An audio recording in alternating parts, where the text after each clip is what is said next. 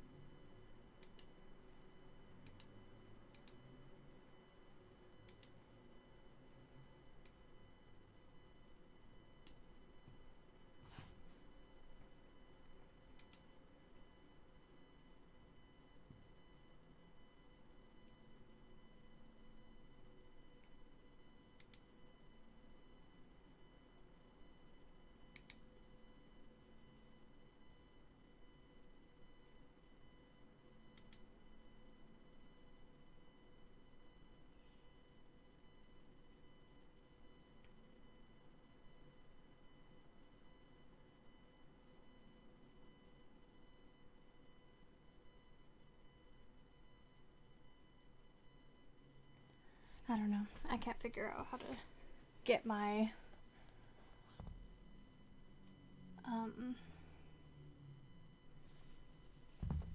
chat up in OBS like I had last time. I don't know how I did that, so I guess that won't be happening this time, unfortunately.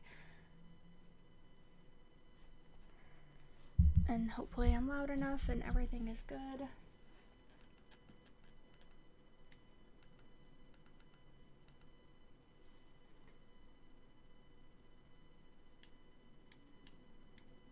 It's just very, yeah, I don't know how I did that.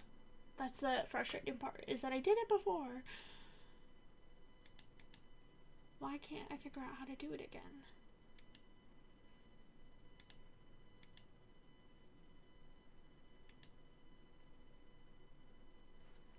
Okay, I need to check that out. Okay, let's see. Hi, Audrey. Hello, hello. Okay. I think I need to stop messing with this because I'm not getting anywhere. I could probably look it up, but who knows? Oh no, I started moving stuff around. That's not what I wanted to do. Okay.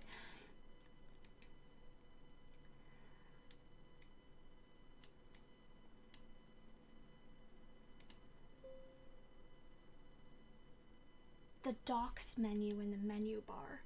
Okay, let's see. Docs menu. That's chat. Chat. Oh, I found it. Yes. Okay. Brilliant. Oh, okay, perfect. I found it. To have chat next to my, in my stream. Okay, perfect. Okay. Crisis averted. Everything is good.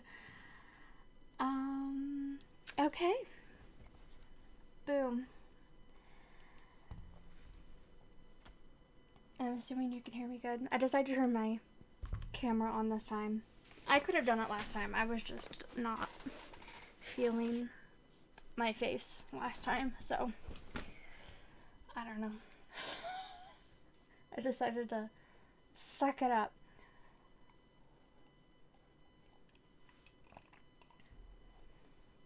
Also, all my water bottles are dirty, so I'm having to use a normal cup to drink water.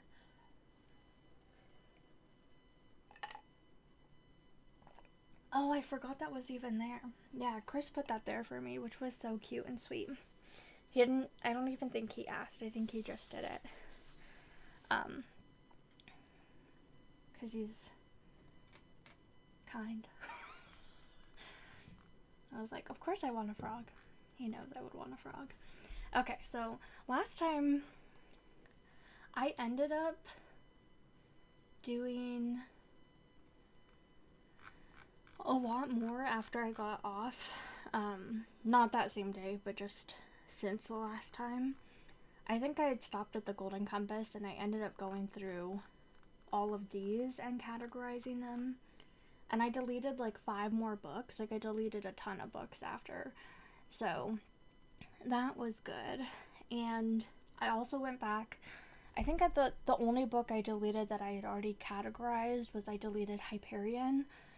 Because I learned that I don't really like some things that Dan Simmons has said online and stuff. So I'm like, okay, that I was already feeling kind of like intimidated by it anyway, and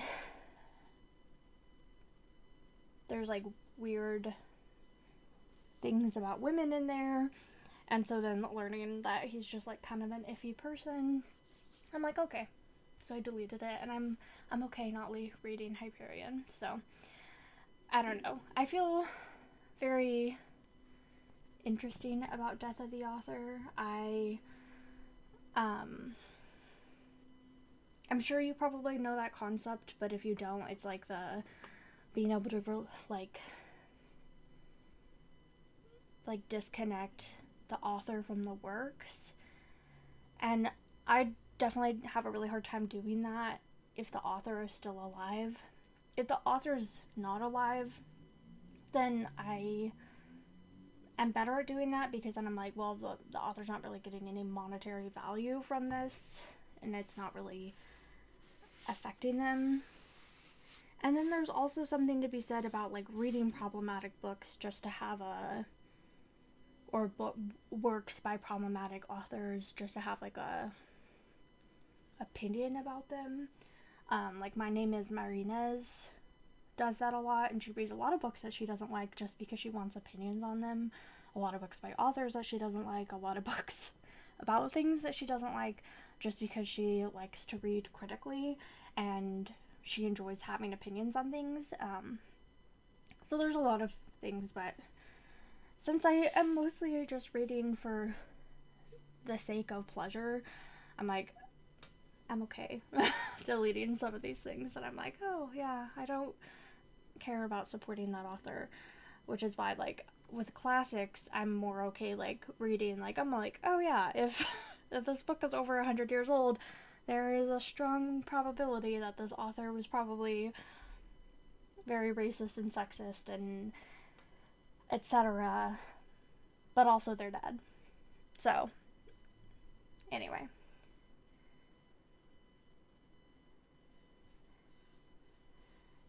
yeah, you were a huge Harry Potter fan. I think you remember them not liking them very much. You had a shrine, you have a tattoo, but the author has tainted everything. Yes, I completely agree with that as well. And I loved Harry Potter. I grew up with it. I've read all the books so many times, except for the last couple. I haven't read as many because they came out when I was like older. I think the last one came out when I was like 12 or 13. I think I was 13 actually. When the 13th book came out, so the 7th book came out, so I've only read the last few a few times, but like the first like 3 and 4 especially, I've read like over like 20 times easily. I was obsessed with them as a kid, and yeah, now I'm like, J.K. Rowling will not get a single penny from me ever again. I will be damned. Like, absolutely not. And, like, even with, like, I haven't bought from ColourPop since they partnered with Harry Potter and, like, things like that as well, where I'm like, oh, so you care more about making money than you do about, like, supporting, like, trans and queer people and people of color. Like, very nice. Things like that, where I'm like, yeah, I don't have any tattoos, so I don't have a Harry Potter tattoo, but yes, we also had, like, mini editions of all of her books. I had some, like, the sleeve ones and everything, and I just, like, we still own them because Chris is attached to them and doesn't want to get rid of them, but I haven't let him unbox them since we moved. I was like, they're staying in the box, I don't want them out. And he was like, okay, that's fair. So, yeah, I don't.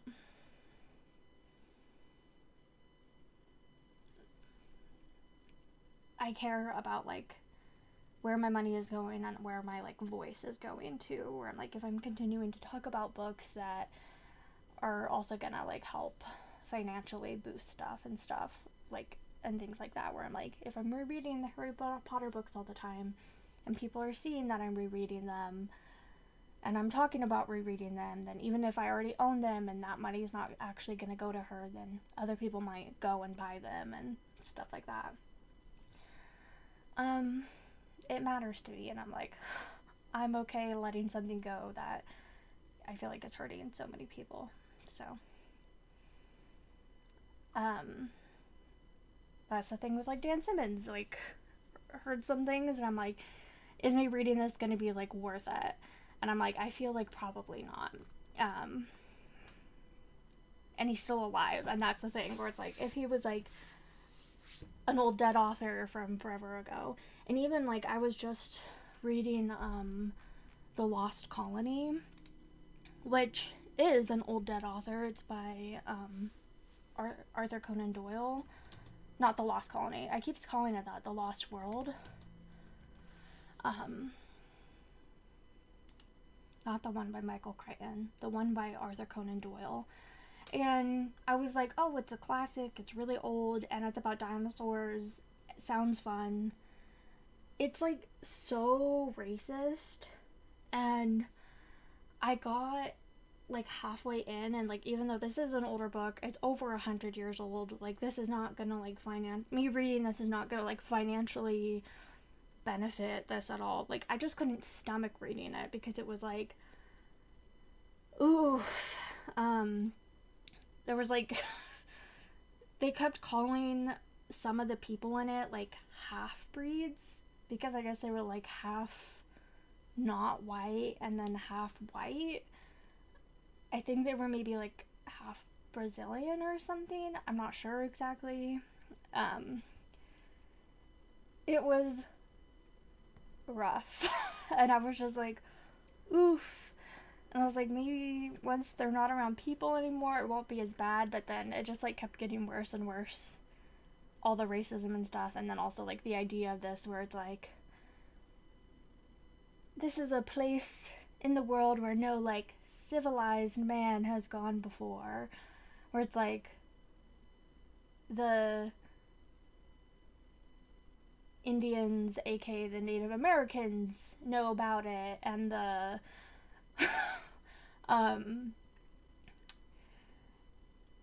and, like, the indigenous people to this area know about it, but, like, since the white colonizers from Europe haven't gone there, then it doesn't count. And it's like, I don't know, it was a rough read. I wasn't even able to get quite 50% of the way into it, and I had to stop reading it because it was rough. Why does it say, oh, okay, I was like, why does it say I've rated it 5 stars? It did not. It was just, I was like, what is going on? But I'm like, maybe if I got to the end, it wouldn't,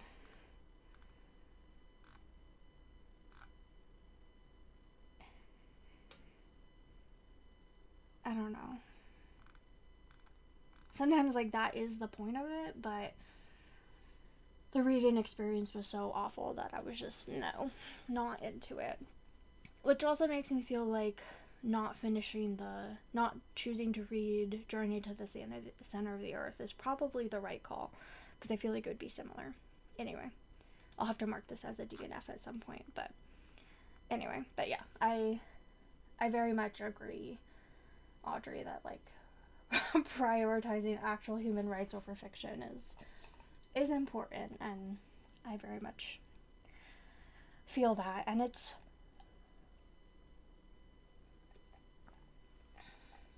hard. I definitely still have a lot of books on here by authors that I'm like, yeah, I would like to, like, I want to delete that off of here. I just haven't realized. I keep coming across books, or like went through and tried to delete all my books by like Neil Gaiman on here, or like, but I think I haven't done it yet, or stuff like that. So like as things like that come up, I'll be like sure to do that. But it's like, is any Neil Gaiman book going to be like worth reading over like not believing people who claimed that like he abused them? Like, no, for me it's not. So,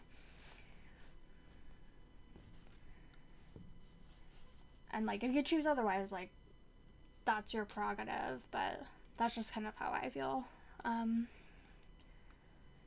It's again because like reading is what brings me joy, and if it's in the back of my head the entire time I'm reading it, where it's like, oh, this man is like a creep, then I'm like not gonna enjoy it anyway. So like I'd rather just not. Anyway, with all that funness, Howard's End, which I've never read and I've never watched the movie.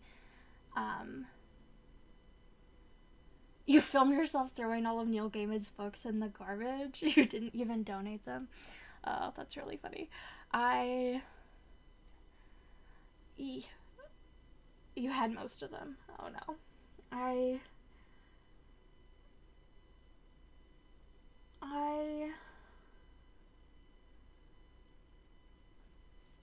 I think the only one that I would be sad to like not be able to keep, there's only like one I'd be sad to not be able to like read in the future and stuff, but like even that I'm like, it's not worth it. I don't know, I feel. So,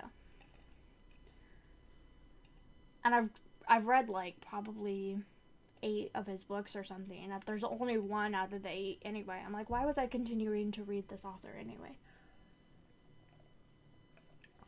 The only book I'm kind of torn about by Neil Gaiman is I haven't read Good Omens yet, and I really love Terry Pratchett, so that's the only thing where I'm like, oh, that's the only one that I'm like, I don't know, maybe I'll read it eventually someday for the sake of like reading all of Terry Pratchett's books. But maybe I'll wait till Neil Gaiman dies first and then I'll do it. Maybe I'll leave it way down the road. I don't know. He's getting older, right? How old is Neil Gaiman?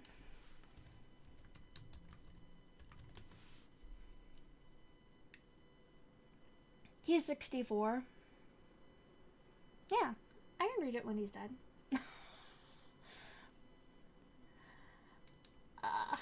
Okay. Only connect is the idea at the heart of this book. A heartbreaking and provocative tale of 3 families at the beginning of the 20th century. The rich Wilcoxes, the gentle, idealistic Shilgulls, and the lower middle class Basts. As the Shilgulls sisters try desperately to help the Basts and educate the close-minded Wilcox, the families are drawn together in love, lies, and deaths. Frequently cited as E.M. Forster's finest work, Howard's End brilliantly explores class warfare, conflict, and the English character. Okay, I think I will read this. I I think the movie has, oh, what is her name?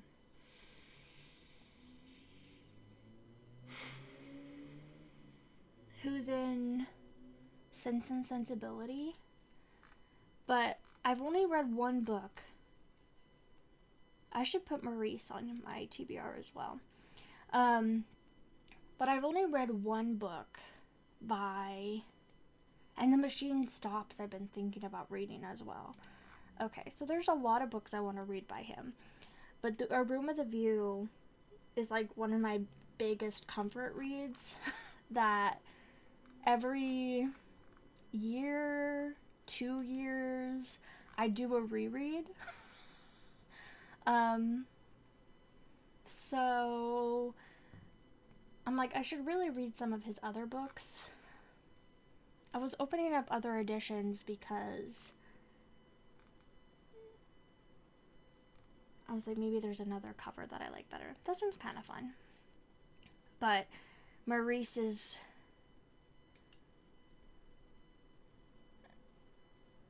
Is it... I thought it maybe was a little what is that called? And you like kind of like self-write about yourself or whatever. But yeah, he wrote it in the it was published in the 70s or whatever, but he was writing books like at the beginning of the 20th century as well. But yeah, he was a gay author. But maybe it's not.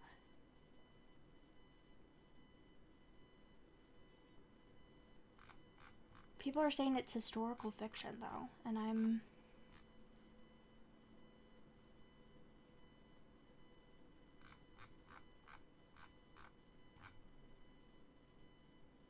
But so I guess it is fiction. I didn't think it was fiction for some reason. Anyway,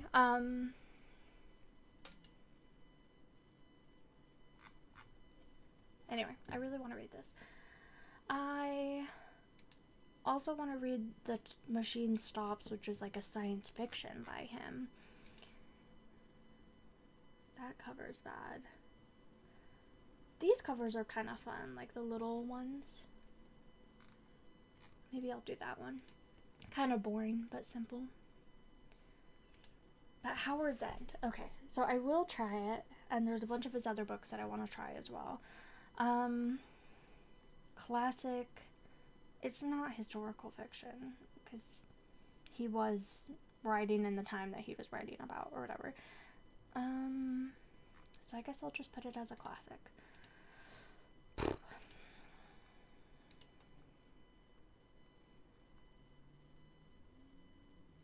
This has always felt more like an autumn winter book to me for some reason. I don't know, I guess because the movie feels quite dull when you like look at it.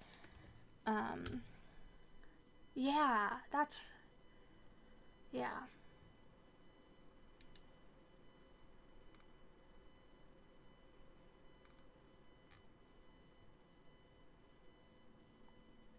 Emma Thompson.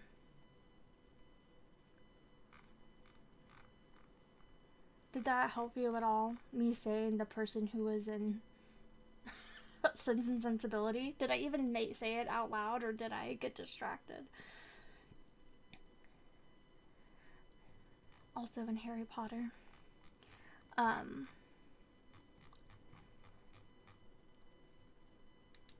yeah, I never watched it. But the whole movie is like really like dark and drab. It's very...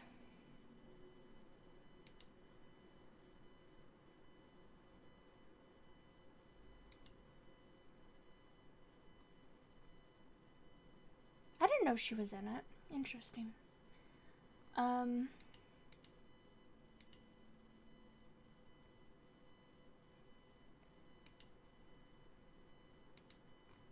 Okay. Anyway. Let's move on. Okay, The War of the Worlds. I've never read any H.G. Wells. No, that's not true. I've read The Island of Dr. Moreau. That's the only H.G. Wells I've ever read.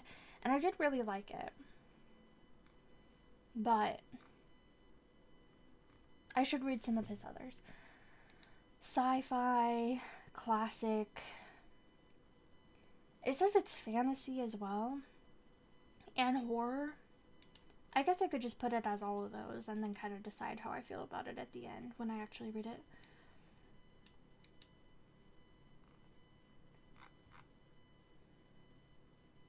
What a fun cover. Oh, this cover's great.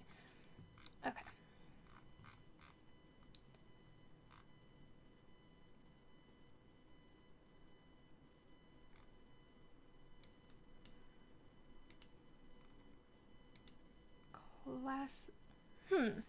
I guess it feels like wintry. I'll put it for autumn as well. I have too many books in my autumn category because that's like, I feel like every book deserves to be in the autumn category. Hello, how are you? Oh.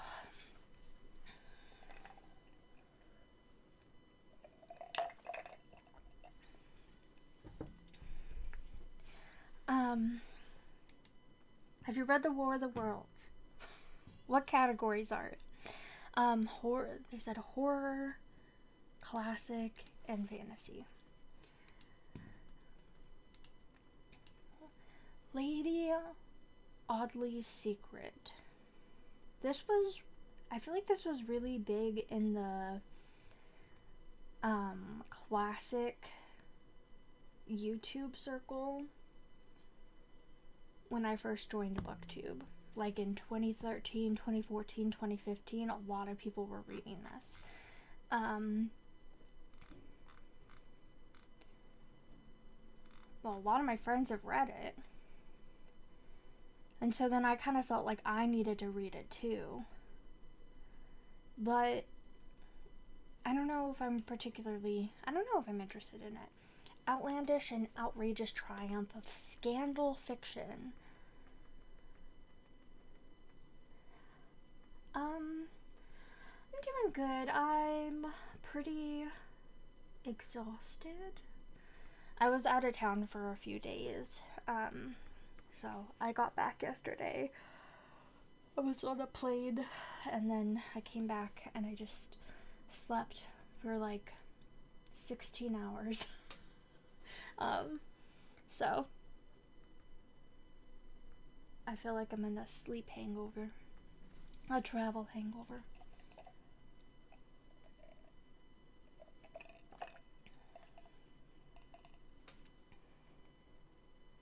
Because even if I don't know, I was just like socializing a lot and stuff too. So I was like, go, go, go. And then I came back and I just like crashed.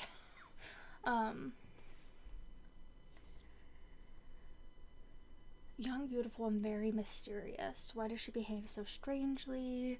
What exactly is the dark secret that the seductive outsider carries with her? A huge success of the 19th century, this book revels in the anti-heroine, with her good looks and hidden past, who embodies perfectly the concerns of the Victorian age with morality and madness. I don't know. It's not... Wow, what an awful cover. I don't know that I feel excited to read it, but also I don't know if I feel like I'm not excited to read it.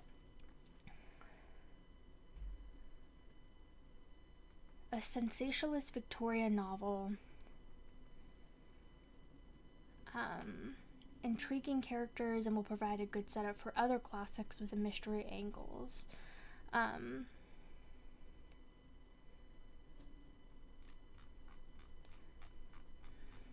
don't know. I guess I can keep it on my shelves, and I can always delete it later.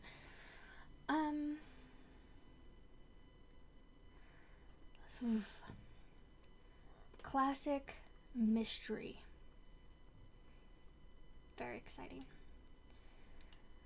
I just feel like it's one of those ones where I was like, I feel like I should read this more than like, I'm excited to read this.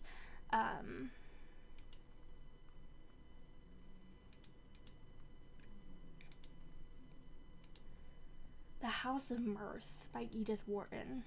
Another author. I've never read Edith Wharton.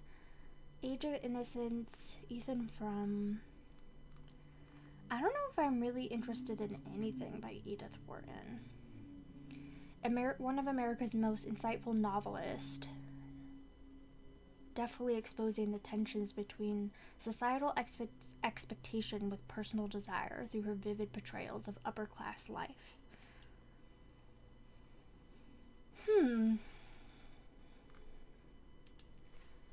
Lily Bart is beautiful and charming, living among the wealthy families of New York City, but reluctant to finally commit herself to one.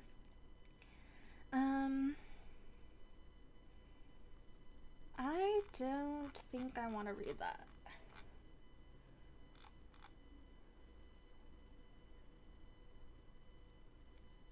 This is one that Olive loved.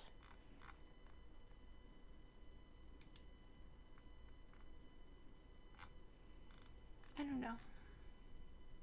I think I'm okay deleting this. I just don't feel any draw to it. Unless somebody stops me right now.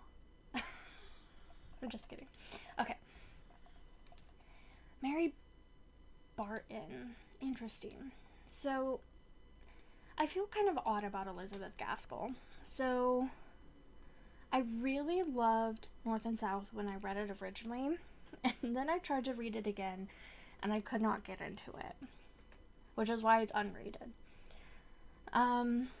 Wives and Daughters, I did read back in 2017 probably, and I gave it 4 stars.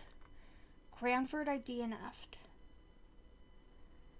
And then, I forgot I even read Cousin Phyllis, but I gave it 3 stars. So I feel like I've been pretty hit or miss with this author. I think it would be really interesting to read The Life of Charlotte Bronte by her, because I think that's just so interesting, like a contemporary, also very well-known author, like writing your like biography basically. I just think is so fascinating, but there's no audio for it. And I'm gonna try to get back into reading more physically, because I've pretty much only been reading audio for a few years. I'm gonna try to start reading more physically, but I don't know if I'd be ready to tackle a big biography at this point, so I don't know. Is beautiful, but has always been poor. Lit. Her father fights for the rights of his fellow workers, but Mary wants to make life better for them both. She rashly decides to join her lover Jem, a struggling engineer, in the hope of marrying the rich miller owner's son, Henry Carson, and securing a safe future. But when Henry is shot down in the streets and Jem becomes the main suspect, Mary finds herself hopelessly torn between them, and also discovers an unpleasant truth, one that could bring tragedy upon everyone and threatens to destroy her. So I think that's kind of one of the reasons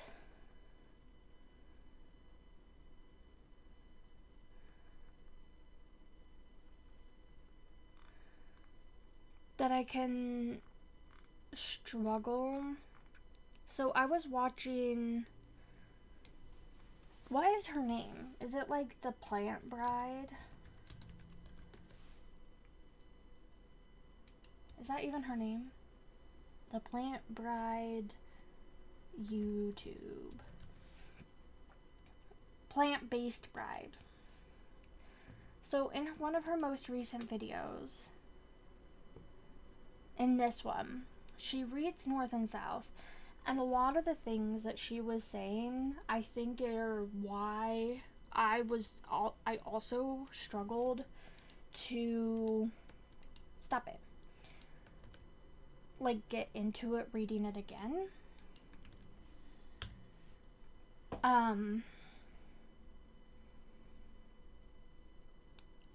Because it talks a lot, I don't know, about like worker rights and stuff like that, but it's just done in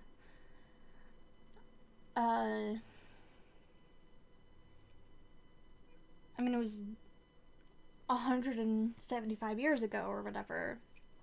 And to see how, like, little far we've come, and then also she tries to really both sides the issue super, super hard. And I really don't like the main male love interest and stuff like that. So this seems like it could be more interesting for me. But honestly, I don't know that I'm really interested in reading Elizabeth Gaskell anymore, except for maybe the one about Charlotte Bronte. So I think I will drop that one.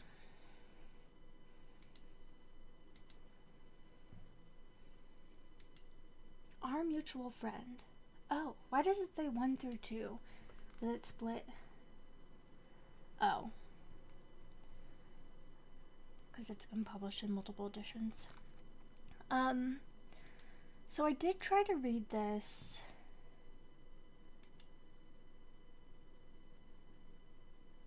Is this the one that I tried to read?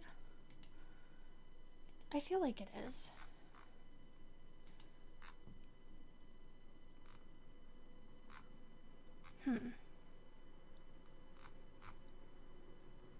I feel like I've deleted every other Dickens books from my shelf. I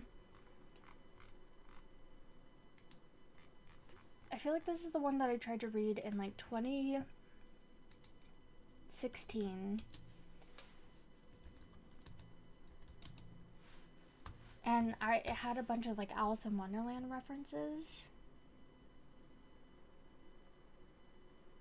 But maybe this is not the book. Maybe it was a different book. Maybe it was a different book. It could have been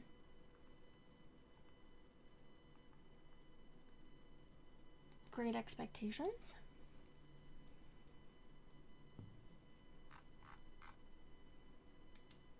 I would know the cover if I saw it. I think.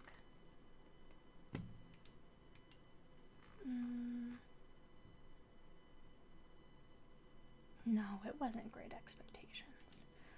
I don't know. But one of them I was trying to read, and it had like a lot of like Alice in Wonderland-y references. And then I looked up, and there was like somebody like literally wrote a whole paper about it.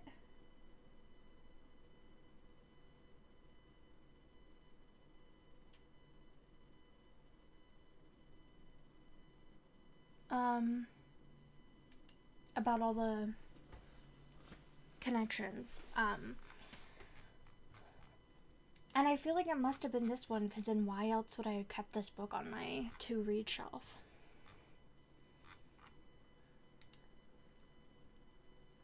Yes, it was this one.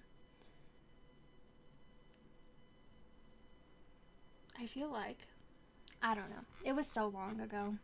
2017 was like a century ago. But there was like a big read-along that everybody was doing. And I just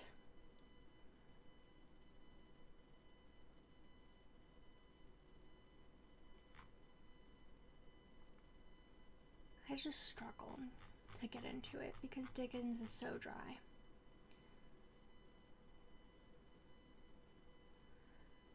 Whichever book it was, I think people were like drowned in the Thames, and people were like dragging the Thames for like dead bodies and for like things. But maybe it wasn't this book. But definitely one of Dickens' books has a lot of references. But I think I'm just going to delete it. I think I'm done reading Dickens. Especially 1,000-page Dickens. I don't think he's my cup of tea.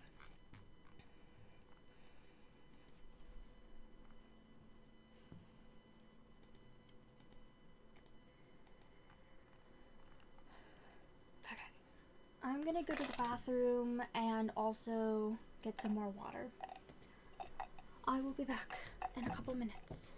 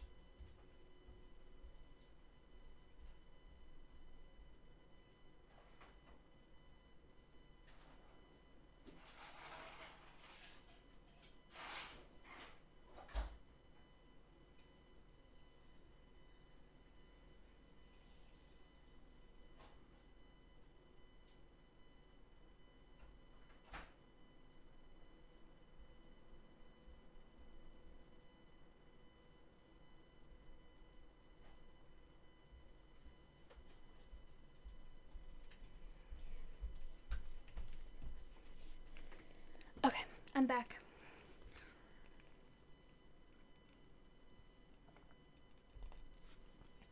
Which is pretty apparent by the fact that I'm here. Okay.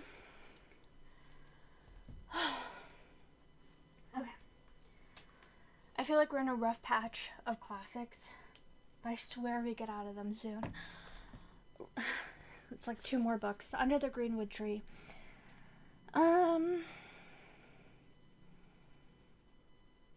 Boom. Get rid of it. I don't care. Under the Greenwood Tree. Get rid of it. Okay. And Lark Rise to Candleford. My last classic, and I am going to keep this one.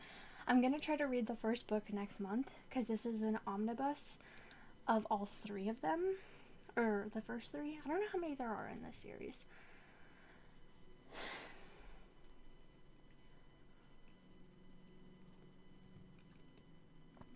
Load. Okay. Oh, there's 4. So I don't know why this is an omnibus of the first 3. But, oh, because the 4th one didn't come out till the 90s? That's weird. But Lark Rise, or Lark Rise to Candleford is the first one. And I actually own a cool edition of the first book. It has a red cover. And I think I'm going to add that to my TBR. Or maybe it has a green cover, actually. But it's the illustrated edition.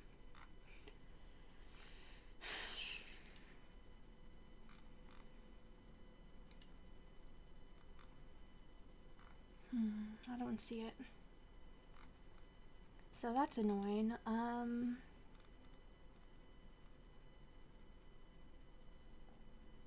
There's a folio edition? That's so pretty.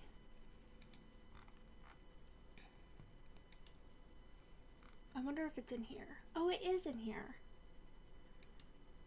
I don't think I own the full trilogy, though. I thought it was just the first book as the illustrated.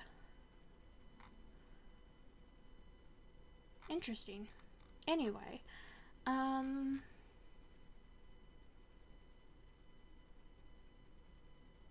maybe I'll have to find a Goodreads librarian and be like, please move this edition over to the other one, because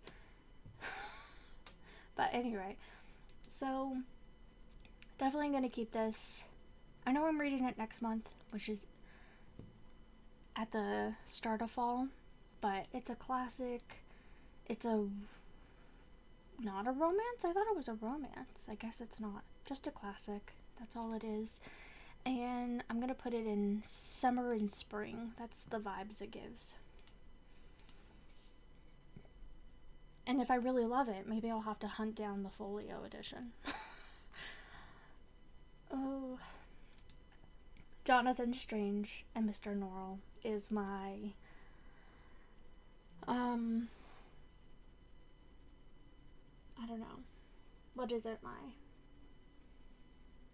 I almost said nemesis, and that feels a bit strong, but I have tried to read this. I've read like over 50% of this, I think, years ago, probably like 2018-ish. I was really enjoying it. I just lost steam. I really struggle with long books. Having the stamina to get through long books, I very much struggle with. But English magicians were once the wonder of the known world. I love this kind of like Victorian setting with our world and fairy. That is like absolutely my cup of tea. So fantasy, historical fiction.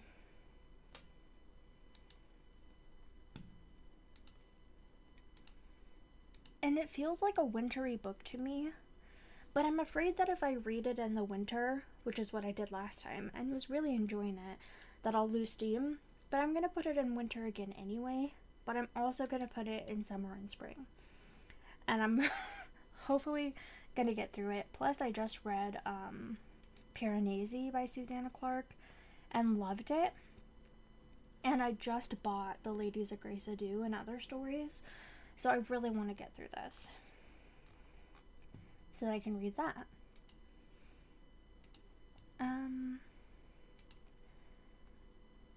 It is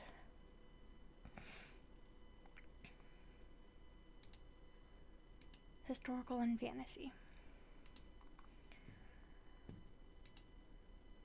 Spelled. Oh gosh, a young adult. I'm scared of young adult books now. Oh. Somewhere Over the Rainbow. I did not realize that this was a Dorothy, an Oz book. Somewhere over the rainbow, a spell is about to break loose. Fairy Tale Survival Rule number 32. If you find yourself at the mercy of a wicked witch, sing a romantic ballad and wait for your prince to come and save the day. Yeah, no thanks. Dorothea is completely princed out. Sure, being the crown princess of Emerald has its perks, like Glenda original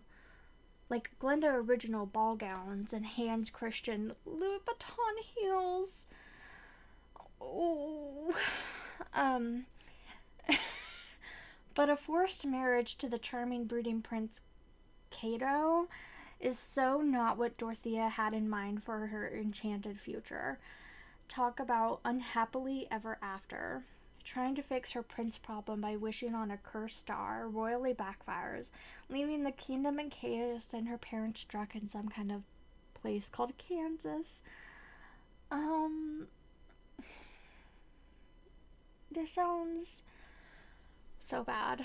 Oh, I do not think I will enjoy this.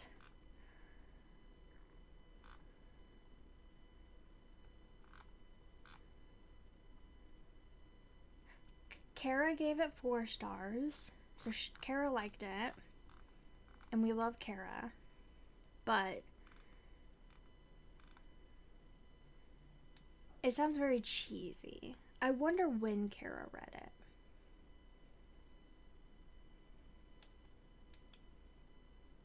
(2015), so I wonder if she stands by her rating.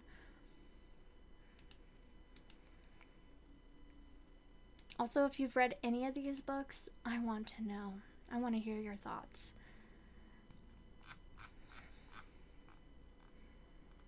Seraphina and the Black Cloak. It's a middle grade. Which, middle grade, I'd be more likely to read and enjoy a middle grade than a young adult. It's just more my vibe. I don't know. I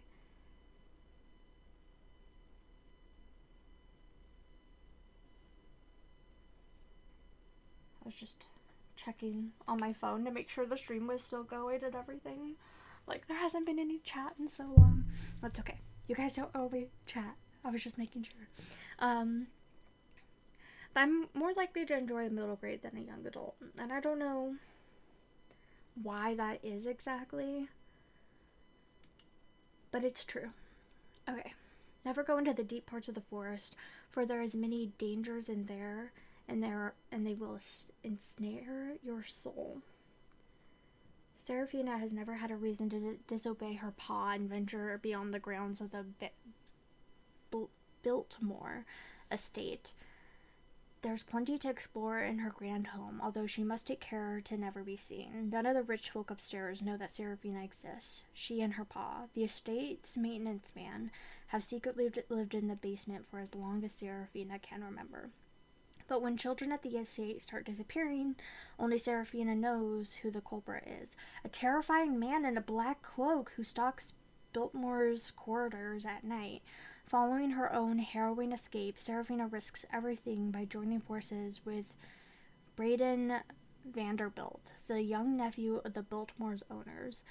Braden and Seraphina must uncover the man in the black cloak's true identity before all the children vanish one by one.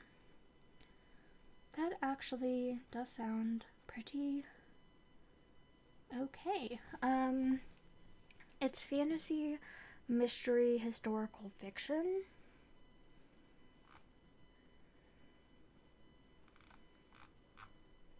And it does have a lot of hype. Like, that surprisingly doesn't have that many ratings considering how much I've heard people talk about this book.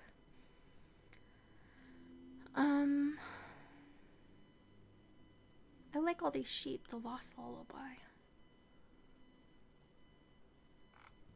Okay.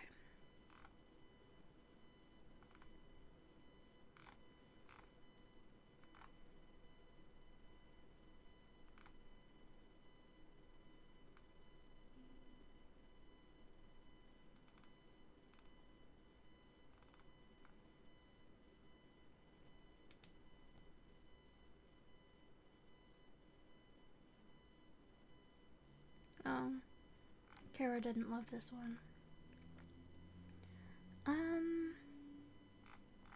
I think I'll give it a try. It sounds interesting. Fantasy, mystery, historical fiction.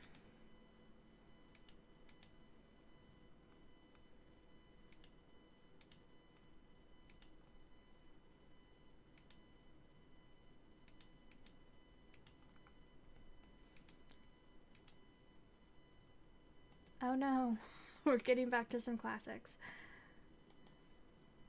It's okay though, because I got rid of so many. Soon we're gonna be down into the 1940s. Or 1930s. We've been in the 1940s for so long. Okay, I definitely want to read this. I don't even have to look at it. How to Be a Victorian. So I've read How to Be a Tudor. So I know I want to read this. And it's part of my other nonfiction. And I think I could read this any time of year. Perfect. Miss Pettigrew Lives for a Day. You read How to Be a Victorian. Yes, yay. I've been really wanting to read it. I like Ruth Goodman. Have I read more of her books? I read How to Behave Badly in Elizabethan England, and I also liked it. And she also has one called The Domestic Revolution that I want to read. So I'm interested in quite a few of her things. She hasn't published anything in a while though. 2020 was the last time. But she's on like that TV show, the Edwardian Farm, the Victorian Farm, and I've never watched any of those, but I've enjoyed her books, so. But this one has just been sitting on my TBR since July 2015, so it's been over 10 years and I still haven't read it. I need to do it. I don't think I own this one though. It's not like it's been sitting on my physical shelf for that long.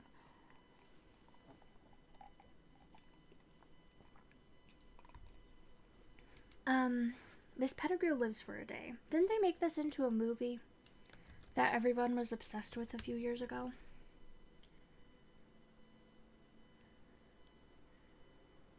Oh no, it's an old movie. It's from 2008? I didn't realize it was that old. Because I feel like a bunch of people were watching it a few years ago and acting like it was some brand new thing. I didn't realize it was Amy Adams. Anyway, an approaching middle-aged governess who accustomed to a household of unruly English children. When her employment agency sends her to the wrong address, her life takes an unexpected turn. An alluring nightclub singer, Delissa? I don't know. LaFosse becomes her new employer, and Miss Pettigrew encounters a kind of glamour that she has only met before at the movies. Over the course of a single day, both women are changed forever. I think it could be interesting to read. The reason I was interested in this is because it was one of those Persephone classics.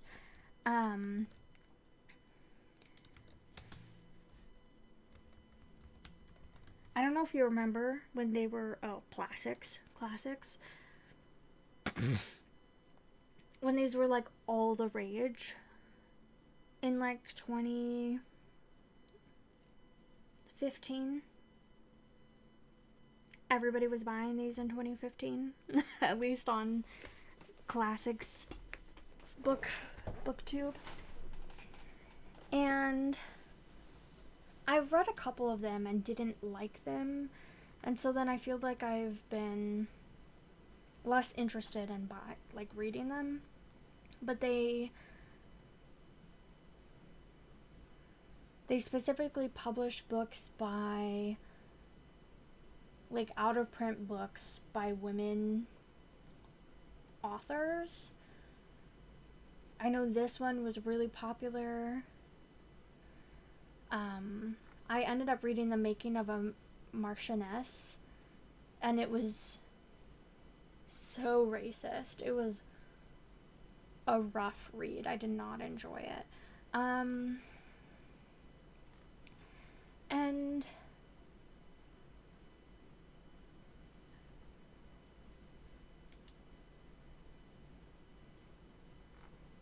yeah, I don't know. But they were so popular, and so I think I just like kind of, that's like the reason this book was like on my radar to begin with, was because it was one of those. But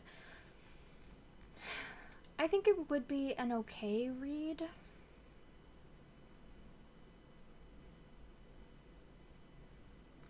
I think I'll keep it on my TBR. Possibly. Let's see. Aline.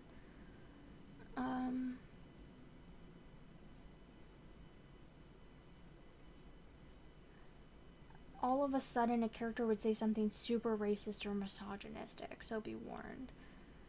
Okay. That's good to know. Yeah. I don't know, and that's the thing where it's like, do I think there were so many sexist passages that made me cringe, and a few racist ones too. I loved the movie adaptation more than the source material. It's severely dated to the point of not being enjoyable for me. Okay, yeah. I think it could be a perfectly fine book to read, but at this point it's like there's so many other books I want to read. This is not something that I'm particularly excited about, so. You do not read classics, so you stopped buying them. And I do read classics, but I don't, and I do own a lot of classics, but I don't go out of my way specifically to pick them up or anything. Unless I'm trying to find editions of ones that I already love. That's usually when I buy them. But that's how I am with most books at this point. I try to really only buy books that I'm like, I've already read this and I already loved it, so I'm gonna buy it. Or I'm like fairly certain that I'm really gonna love this. Or more like reference-y type books. Like I buy quite a few like cross-stitch books now and stuff like that, because it's not like I'm reading them, but they'll stay on my shelf and I'll be able to like use them for specific patterns and stuff.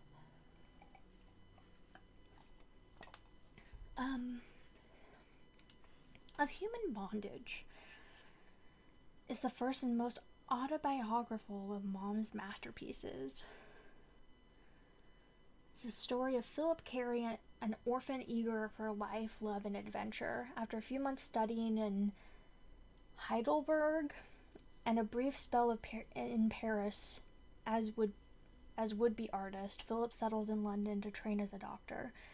And that is where he meets Mildred, the loud but irresistible waitress, with whom he plunges into a formative, tortured, and masochistic affair, which very nearly ruins him. Jeez. That sounds... Whew.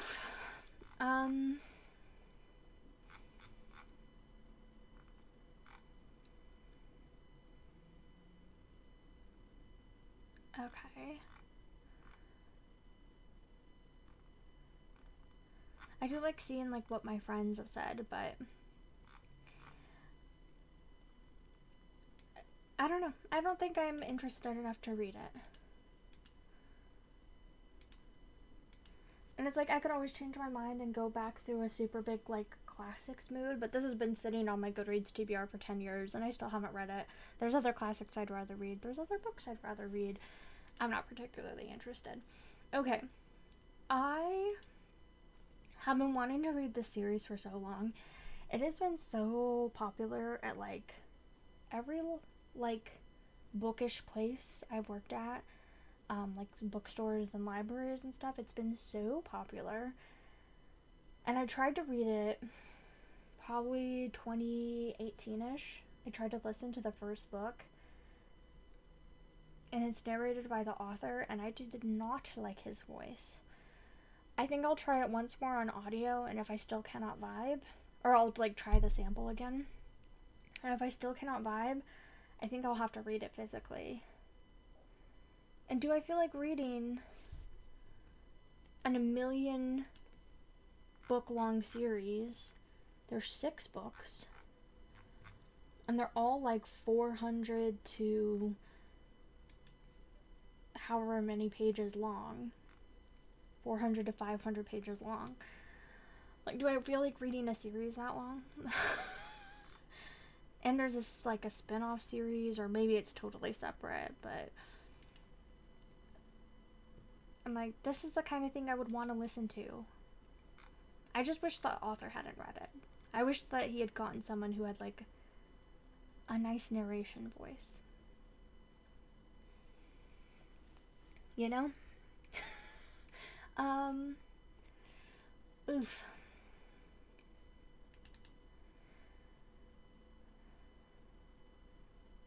But I want to read it because like so many kids love this series, and so many kids were always like checking it out and recommending it to me, and like all these things, and I like wanted to be able to like talk to them about it. And it does sound fun that combines our modern day world with the enchanted realm of classic fairy tales. The land of stories tells the tales of twins. Through the mysterious powers of a cherished book of stories, they leave their world behind and find themselves in a foreign land full of wonder and magic, where they come face to face with fairy tale characters they grew up reading about. But after a series of encounters with witches, wolves, goblins, and trolls alike, getting back home is going to be harder than they thought. And yeah, okay. Fantasy is the only category that it belongs in.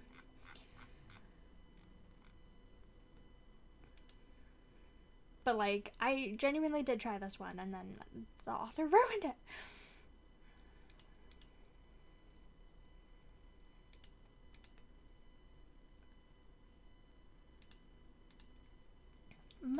Mother Carries Chickens. I don't know if anyone is familiar with the movie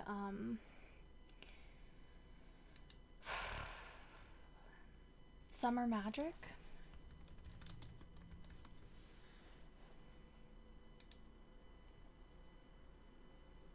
This one? The one with the girl who was in the Parent Trap?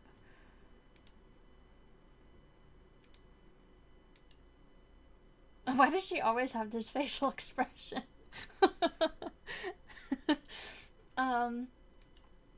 Anyway, this is based on Mother Carries Chickens.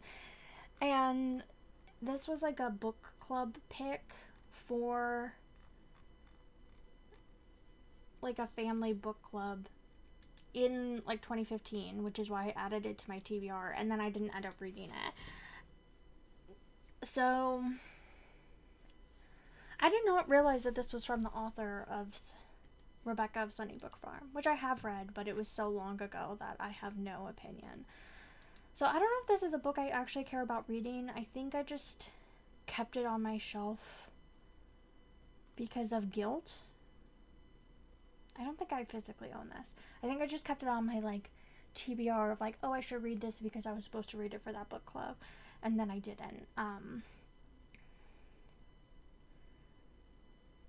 But I think it's the same plot, is that they have to leave Beulah, Maine is their new home. I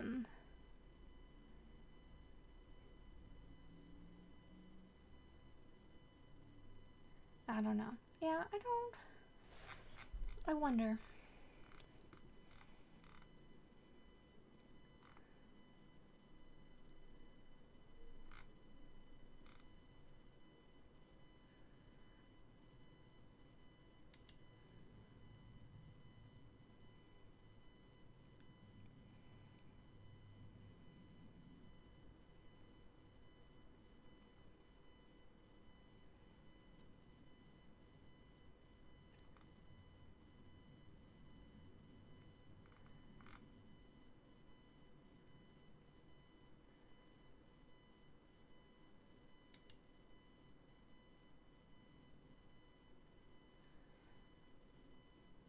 I don't know. I think that, again, like, I think if I read this, I would probably enjoy it. But am I excited about reading it? Do I actually want to read it? And I feel like not. And considering that I've had this guilt of like, oh, I should read that for like the last like 10 years, I feel like I can just let this one go. Like, I never would have like sought this out to pick it up for myself.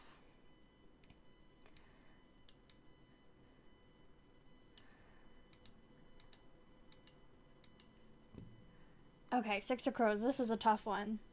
I think there's only like 2 people here. But have you read Six of Crows? I need input.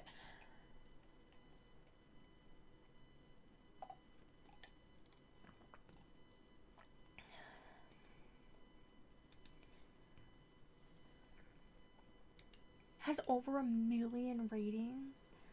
Oof.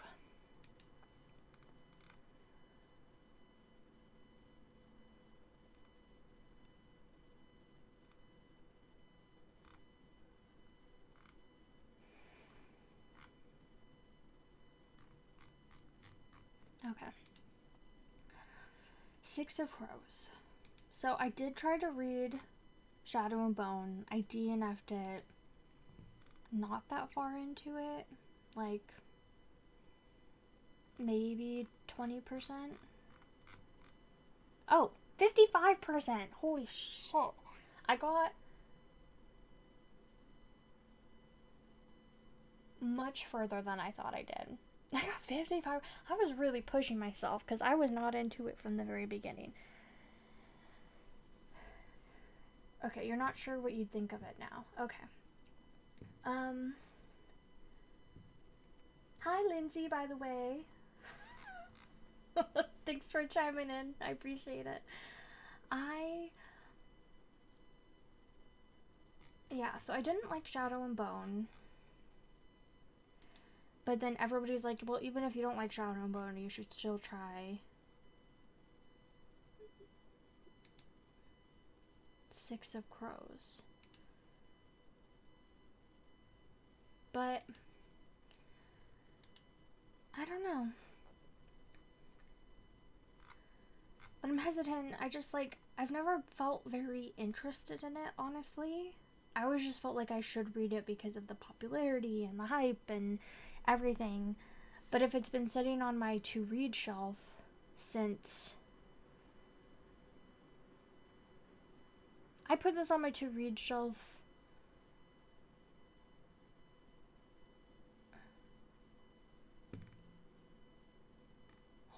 yeah, that was a long time ago. November of 2015, then it's like, okay, so you only read Six of Crows as well. You never read Shadow and Bone. And I definitely like extra lost interest in it after I didn't enjoy Shadow and Bone. And it's like a heist story, and I think I could, and I don't know.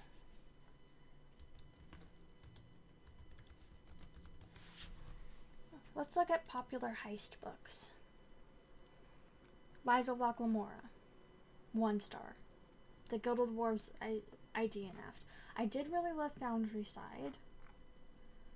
I liked The Thief. I loved Artemis Fowl growing up. I did not like The Last Magician. I thought it was terrible. I love The Clockwork Boys. Oh, the Hobbit. That's a heist book. So I think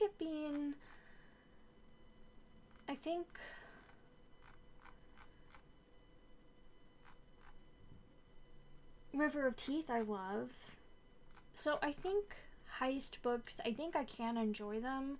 I think it just depends on, the other aspects. So some people are like, I love all heist books, and then other people are like, I hate all heist books. The Duke Heist, I really loved that one. So for me, it's like I can be very hit or miss. It really depends. And like everybody compares this to like Liza Locke Lamora, but for teens. But I hated the Liza Locke Lamora. So, I don't know.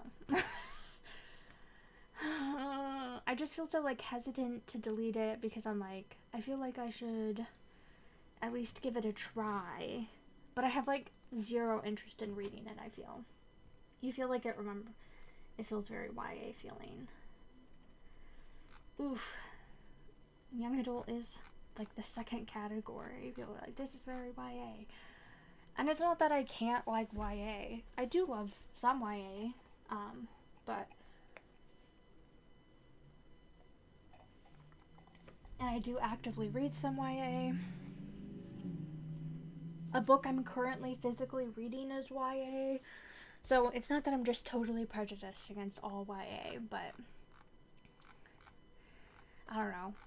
And like all my friends have given it 5 stars. It's like, it's rough.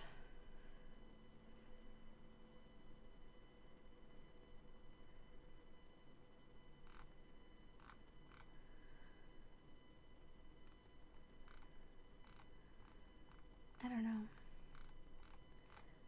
It just feels so torn. I'm trying to separate in my brain, like, do I actually want to read this, or do I just feel like I should read this? Do I actually have any interest in it, or do I just feel like I should? Is it just the 10 years of guilt of not having read it that is piling up on me? Marina's gave it 3 stars.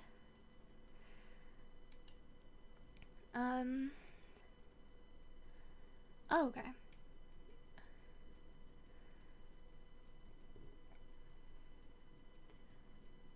I know that Mari doesn't really love Lee Bardugo in general, though.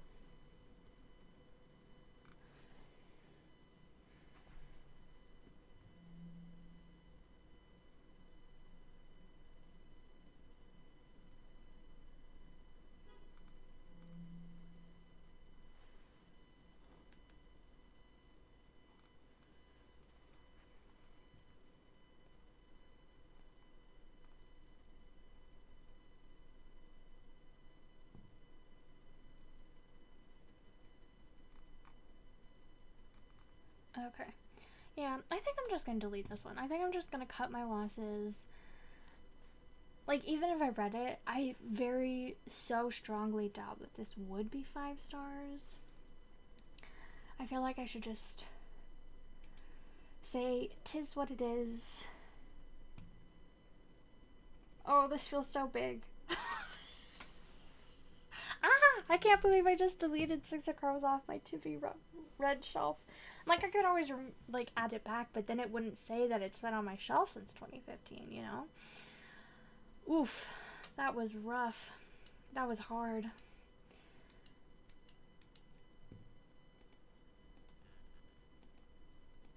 Okay. Thorn. So this is a retelling. Another YA book, but a retelling. What is it? Because I keep thinking that it's the Goose Girl for some reason, but I think it's because there's another book with a similar cover that's the Goose Girl.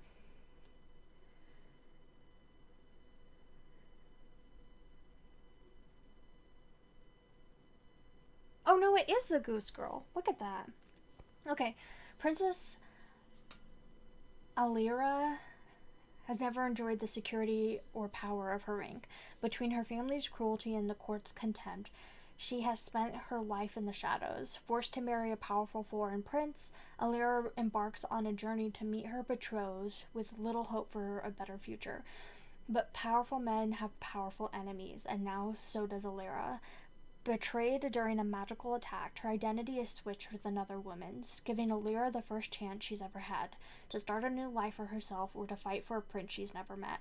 But Alira soon finds that Prince Kestrin's not all what she's expected. While walking away will cost Kestrin's life, returning to the court may cost Alira her own. As Alira is coming to realize, sometimes the hardest choice means learning to trust herself. Yeah, so I think it is a Goose Girl retelling. It sounds very Goose Girl. And I already had that idea in my head. So, that makes sense. I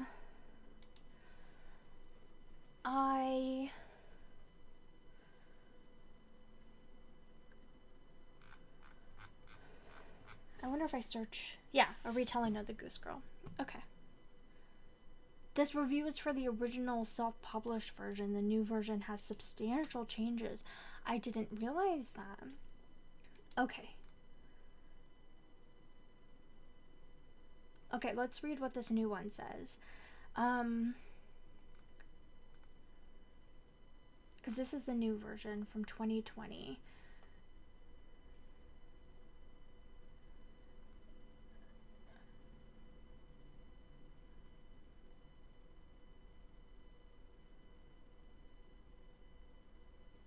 That she can't remain the Goose Girl forever.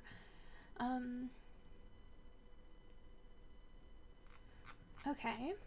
I wonder... Is somebody...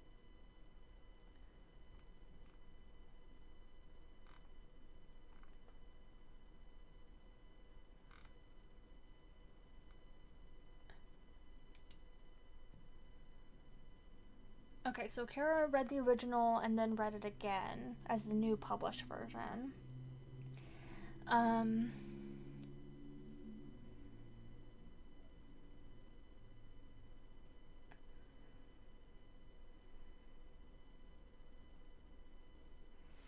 Glad that she reread it.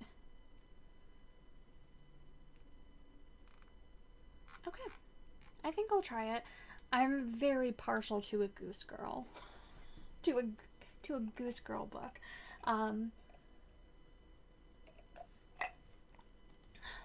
I can't help it.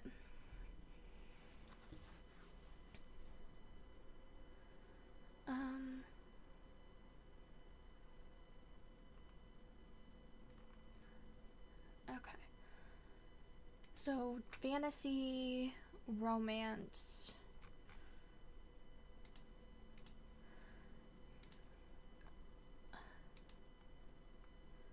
I always want to read Goose Girl.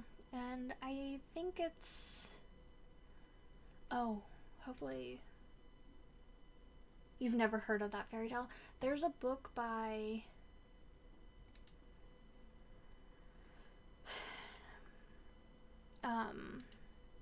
Shannon Hale called The Goose Girl that's based on The Goose Girl. And that was my first introduction to it.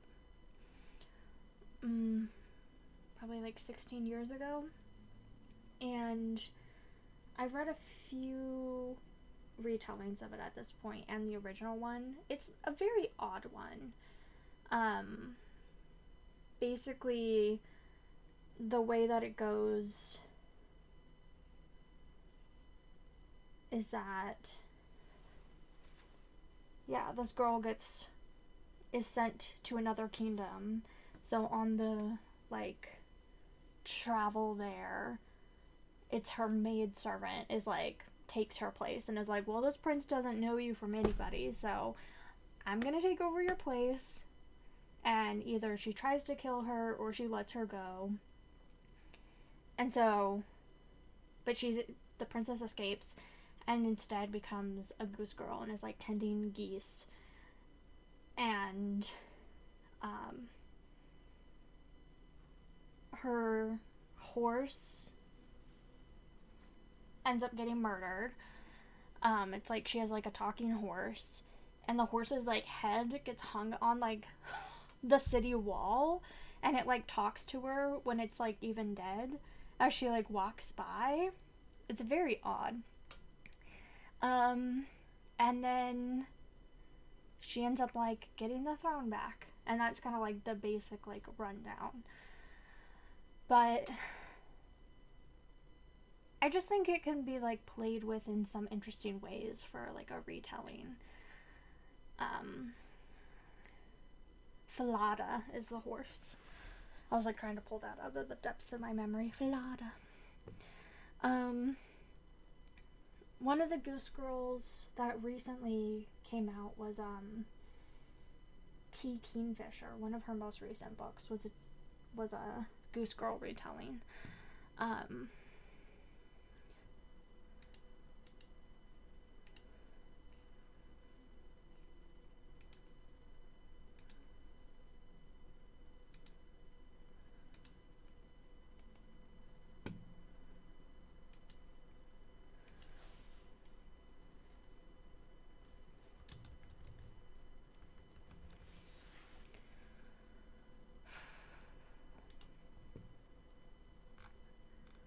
A Sorceress Comes to Call. That's a Goose Girl retelling. And I thought, again, like, yeah, it's just interesting the way that you can, like, play with the elements of it. I think can be so fun. And I really liked it. But I'm also just partial to Kingfisher. Actually, I shouldn't say that. I just DNF'd one of her books. But I am partial to her. I was afraid that... No, okay, it didn't.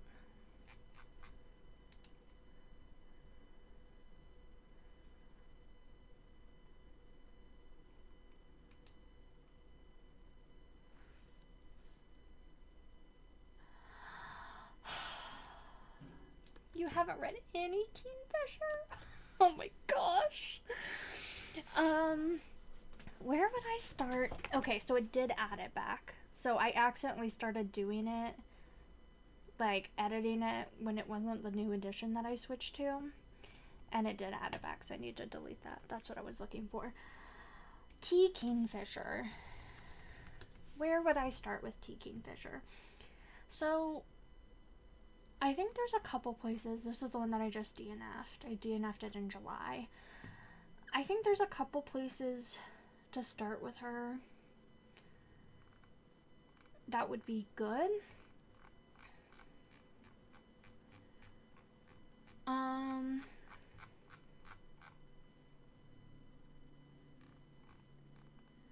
So she has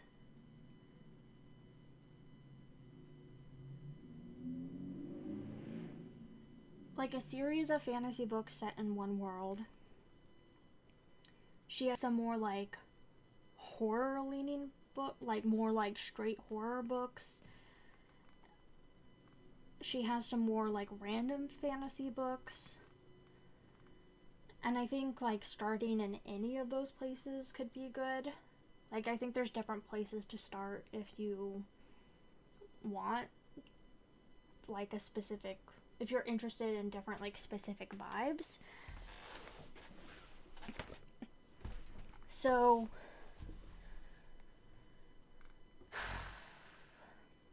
my first T. Kingfisher was, I'm pretty sure this is before she had like really much any hype.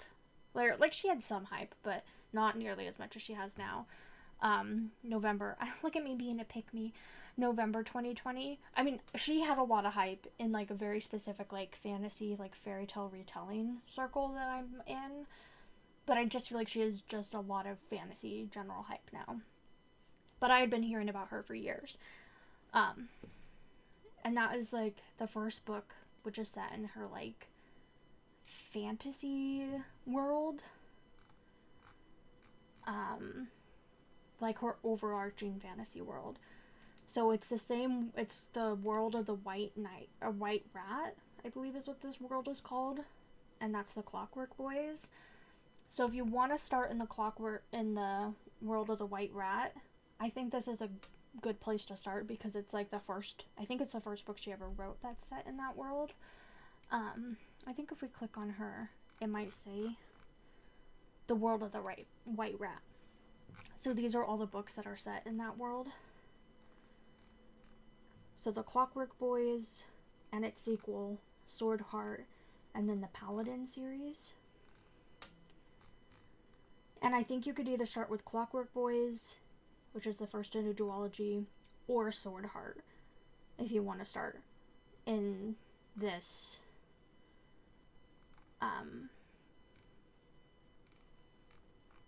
specific world. And it's more like high fantasy, but with some really interesting like world building and magic system. And this one, Clockwork Boys, is more like a heist story. So it's a group of people who don't want to be here, but they were picked and are being blackmailed for a very specific reason to go on an espionage mission with deadly serious stakes. And they're basically trying to figure out where these Clockwork Boys are coming from because they're basically unstoppable and they're like invading people's lands and like destroying everything.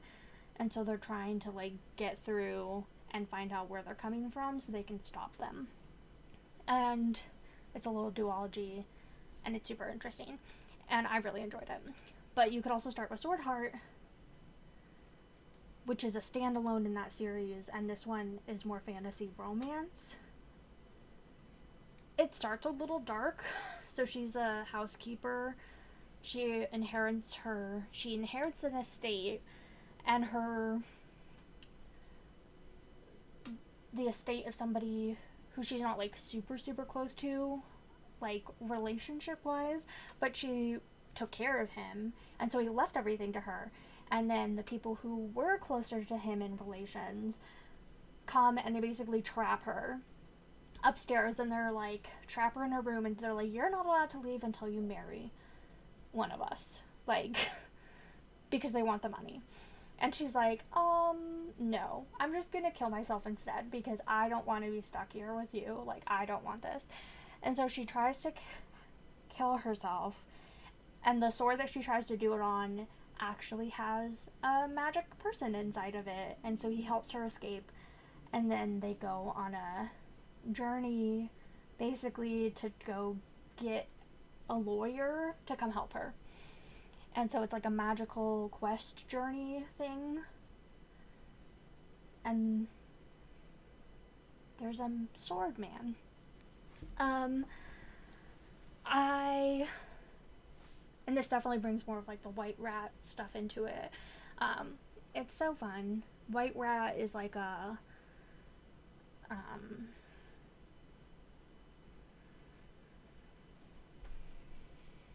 what's the word I'm looking for? Like a religious sect or something like that. Like the White Rat is a god. So I think those would be two good places to start if you want the more like fantasy, but in this like connected world. And I've liked everything that I've read in this world. I really have been meaning to read the third book in the Paladin series forever. I actually like bought it so long ago. So I need to do that. If you want to read a more standalone thing that is also fantasy, but if you don't mind a little bit of darkness, I think Nettle and Bone is pretty widely regarded as like people's like favorite tea kingfisher, or one of their favorite tea kingfisher. It's definitely her most popular now. I want to look at the average ratings actually. And if we look at the average ratings of like her quite popular stuff, I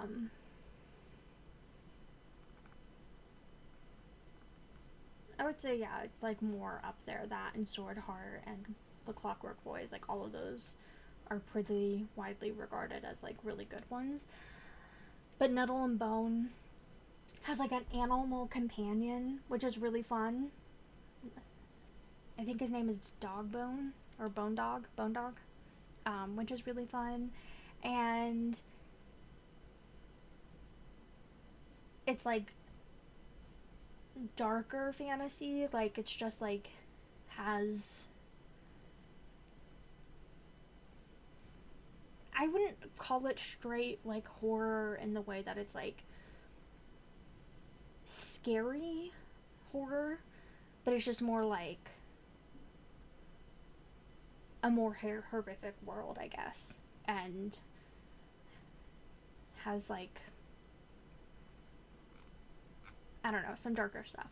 Also, it's been a few years since I've read this, like 3 years since I've read this, so bear with me, my brain. But she's a grave witch, and I think this would be a good place to start, and everybody loves this one. I feel like I didn't love it as much as I felt like everybody else did, but I still really liked it. And I felt like the descriptions in it were super interesting, and I loved the animal companion and stuff. Was so fun. And then finally, my favorite horror. So the horrors by her, I would say, is like What Moves the Dead is horror. It's based on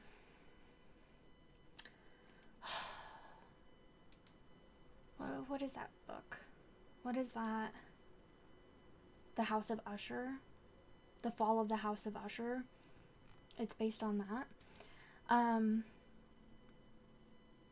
The Twisted Ones and The Hollow Places and A House with Good Bones are all horror by her.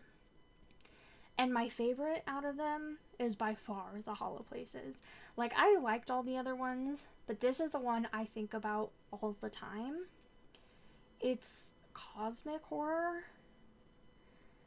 And there's like a portal in her uncle's store, and it's like her like discovering this other world. I would say that there are jump scares, probably. There's like creepy entities in this that are like chasing the characters around. So maybe this would be too scary for you, but I really loved it. I would say like all of her horror has stuff like that, except for maybe What Moves the Dead doesn't as much, maybe.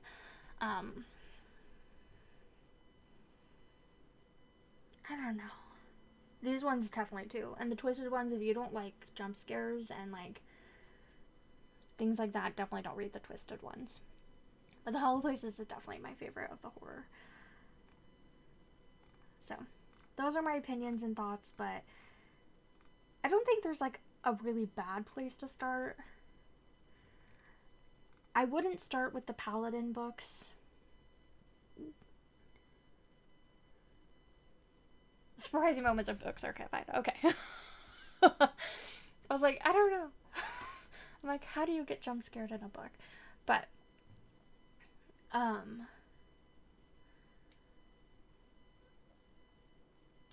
yeah, she starts exploring like this like kind of liminal space kind of place behind that she finds like through the store, and it's like, oh, it was so creepy. I really want to reread this one. This is like the T. Kingfisher that's like at top of list for me to reread. So, anyway.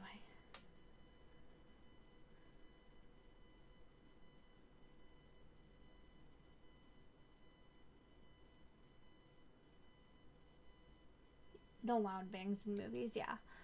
No, I understand. Those, yeah. That's why I like watching stuff with Chris that he's already seen, so he can tell me when all the scary things are about to happen.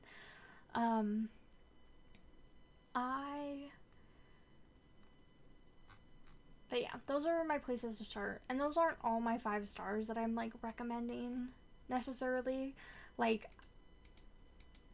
but I would say those are a good place. And I even like a middle grade and a young adult type thing by T. Kingfisher. Like, I rated A Wizard's Guide to Defensive Baking 5 stars by her, which is like YA.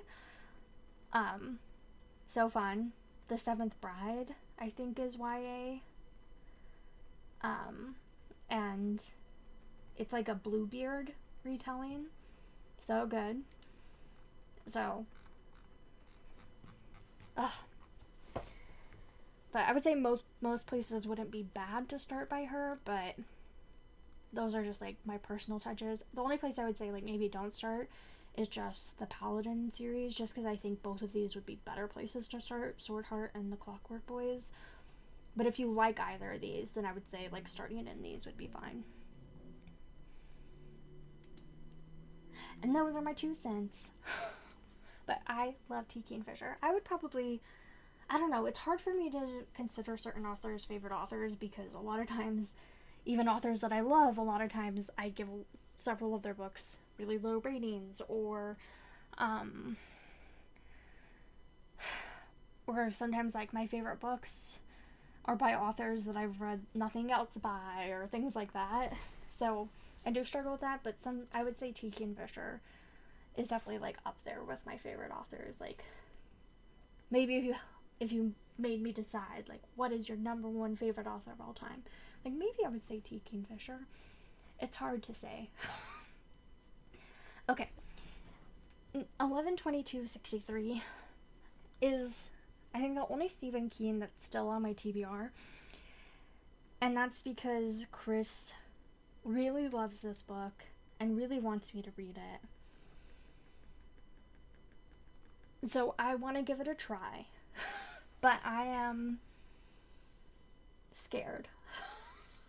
But I'm going to, and I was talking to my sister, so both my sister and I have seasonal depressive disorder. And I was saying that I always tried to, like, for the past, like, 5 years, I've always thought, oh, this would be so good to read in November because it has November in the title. And she was like, it is not a good November book. Like, this was not us even talking about, like, we were just talking about this book, and she was like, it is not a good November book. She's like, because you get really depressed in November, and then you don't want to read long books with lots of descriptions because they make you more depressed. And I was like, you know, you are so right. That is so real of you to say. She was like, it is a good summer book, because she read it in the spring and summer, and she was like, oh yeah, this would have killed me in the fall. So I, even though my mind has told me for so long that I want to read this in in November, I actually want to read it in the spring or summer when I'm not so depressed. Ooh, hopefully. I mean, I'm depressed all the time, but I'm not as, I mean, because the book's like 1,000 pages, you know, it's so long. And Frances Burney, oh my goodness. I'm so scared of these books. They're so long. So I deleted Evelina off my TBR, and I only kept Cecilia. I don't know if I'm interested in either of them, though. They're definitely, Cecilia's an heiress, but she can only keep her fortune if her husband will consent to take her surname. What? Frances Burney's unusual love story and deft social satire was much admired on its first publication in 1782 for its subtle interweaving of comedy, humanity, and social analysis. I feel like even now, that would be a no-go. Like, you would just be effed. Again, it's like one of those things where I'm like, I'm sure if I read it, I might get something out of it. You only read Evelina, it was a push to get through. Like, I'm sure if I read it, I would get something out of it. I don't know if I care enough to read it, but I am interested in seeing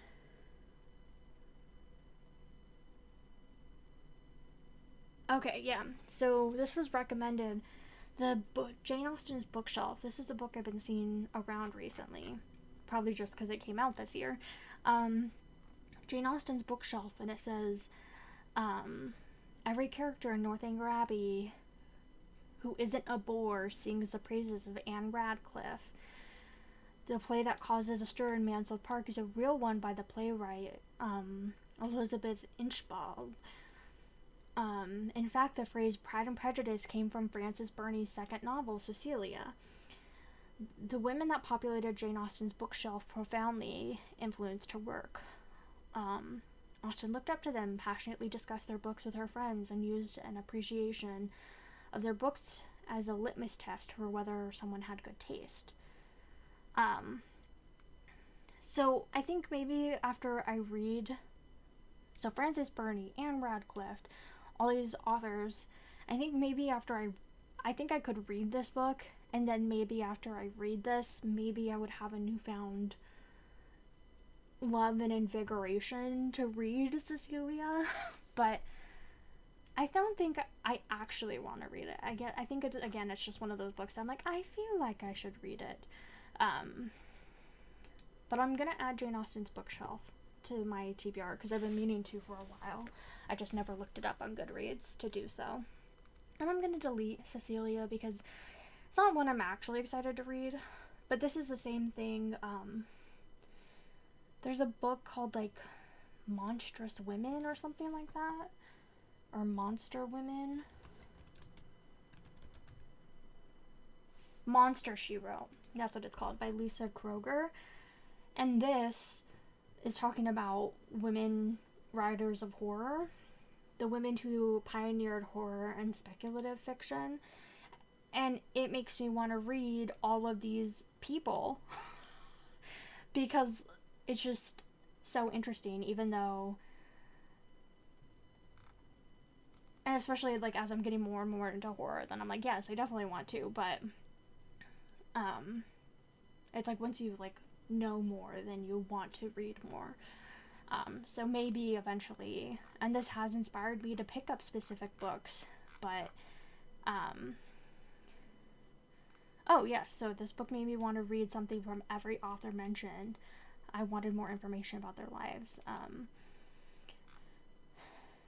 Be prepared to add 30 books to your TBR. And so I think maybe after I read that, then something like that might happen. But for right now, I'm like, I'm just not drawn. It's okay. Like, I can always add things back, but I just don't need to keep them on my TBR right now. Okay, so Firebird by Mercedes Lackey. A young nobleman glimpses the legendary Firebird as it steals cherries from his father's orchards, and he journeys through a fantastical version of Old Russia to find the Firebird and fall in love.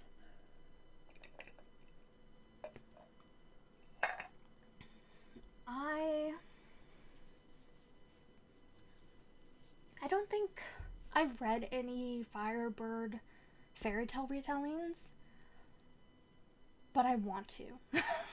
Like, I like the tale of the Firebird. There's like a cross stitch that I want to do. That's the Firebird. I don't know if I could find it though.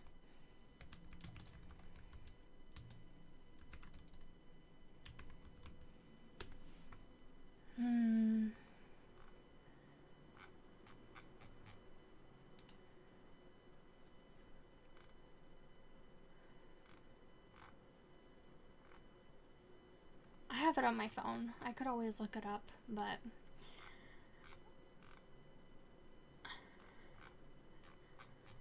like, I don't know. I do want to try to read this, but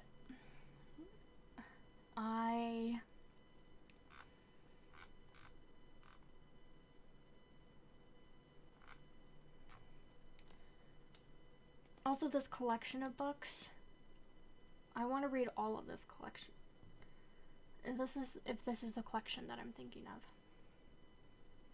Load, damn you.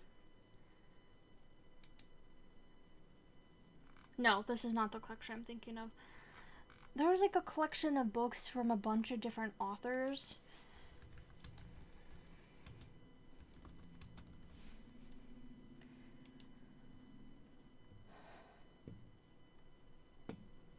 And like, this is the same edition as... Oh, I guess maybe it's not the same edition. The Fairy Tale series, created by Terry Winling. Well, I'm like, is there a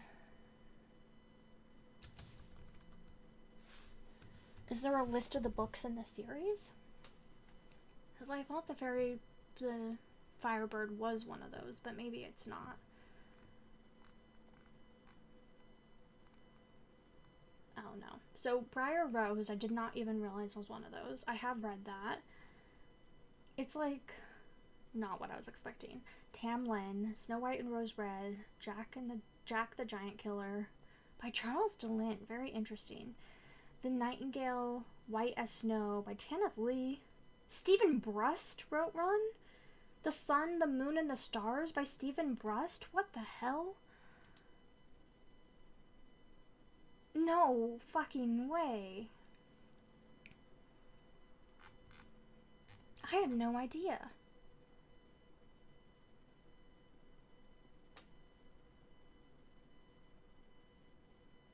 In the Troll's Cave and the Troll's Cave at the End of the World.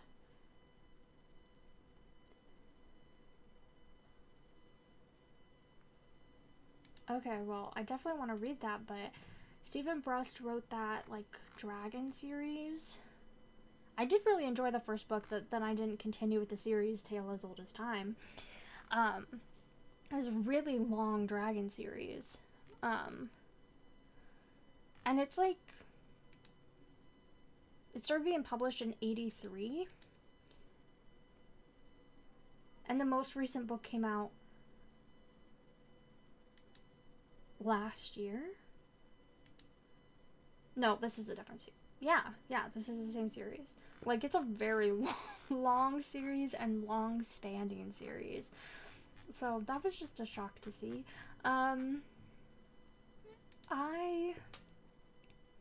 I have no idea who Gregory Frost is. But, like, yeah, Tanith Lee wrote one. Anyway. And Jane Yolen wrote one. Pamela Dean. I own this one by Pamela Dean. I've been wanting to read it for so long. I own Snow White and Rose Red by Patricia C. Reedy. So, this is not part of that series. I was making that up. But, interesting. But I do want to read this. It's gone on for way too long. I feel like it's very intimidating to get into that series, because, so long. And I did really enjoy the first book that I read, but I think I need to read it again, because if I'm gonna keep going with it. Even though I only read it like 4 years ago. Is this romance too? Fantasy romance?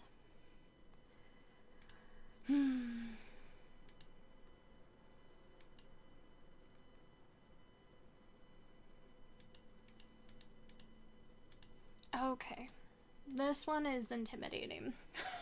Also, I would like you to notice that the books are no longer over 10 years old. They're from February 2016, so less than 10 years. Very exciting. And what's also exciting is that, yeah, every book was like barely fitting on the first 100, but now way more fit on the first 100 because I've deleted so many, so that's also exciting. Okay, The Complete Grimm's Fairy Tales is scary. Oh, so scary. I don't know, because I've read so many of them. In total, I probably actually have read almost all of them. Illustrated by Arthur Rackham. I need to actually find this edition. Arthur Rackham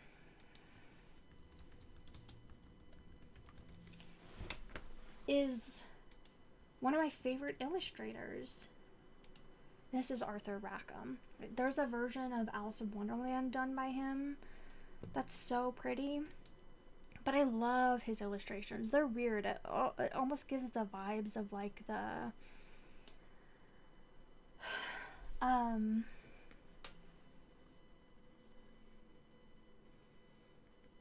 what are their names? Like the Good Fairy, Bad Fairy book.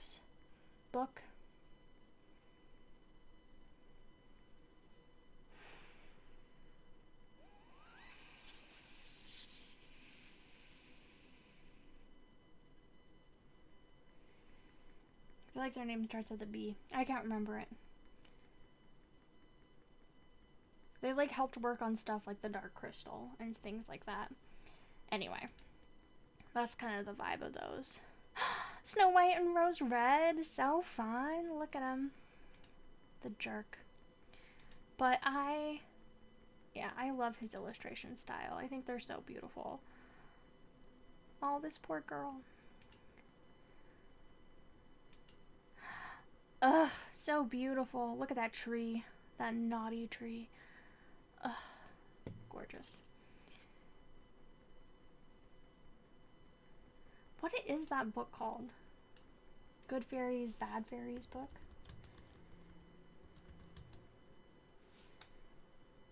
Brian Froud. It kind of gave Brian Froud vibes. You see what I mean? Those little fairies kind of looked like Brian Froud.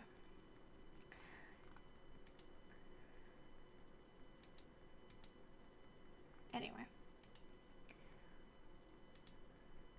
But, so I'm going to have to hunt down the Arthur Rackham version because that looks beautiful. I don't know if I own an edition of this. So I have just been listening to it, but I feel like it would be really nice to have like a physical edition to go through. I think that would really help.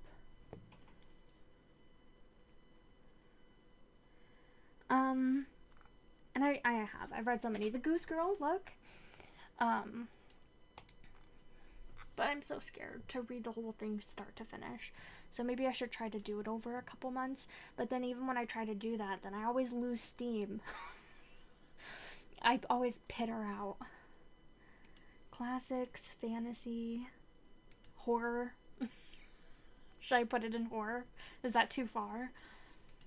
And I'm gonna put it in spring and summer because I feel like those are the times that I have the most steam.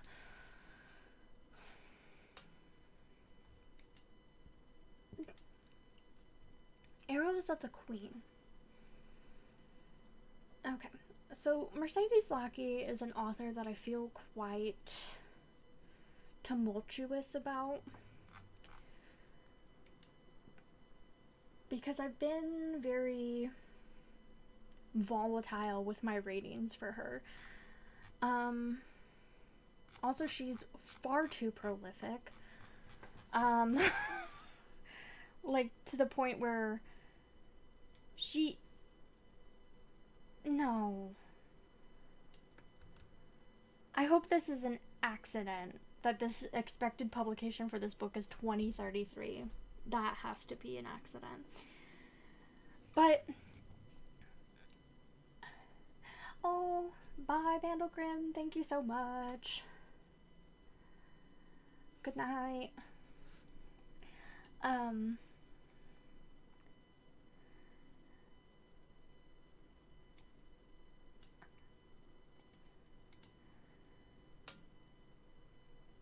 I've really enjoyed some of her books. I've felt very meh about some of her books, and I've really hated some of her books.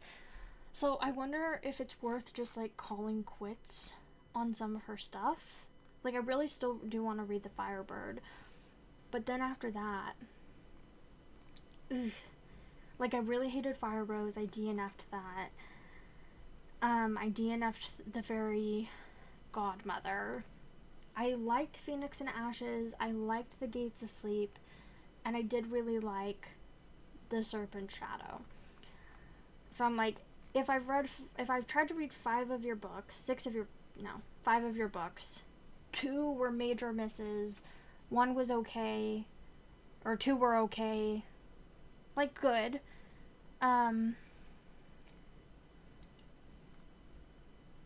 Okay, so this is what I had to say in 2018. Her stories and how she weaves the fairy tale elements into them are really good and make the experience great. But in the 3 books I've read so far, she has yet to flesh out the romance. And these were all books with strong romance plots. I never believed the romance ever. It may be cute, and I may have believed that eventually these characters would fall in love, but I've yet to believe that they are in love from what I have been given in the story. There's never been development put into the relationship.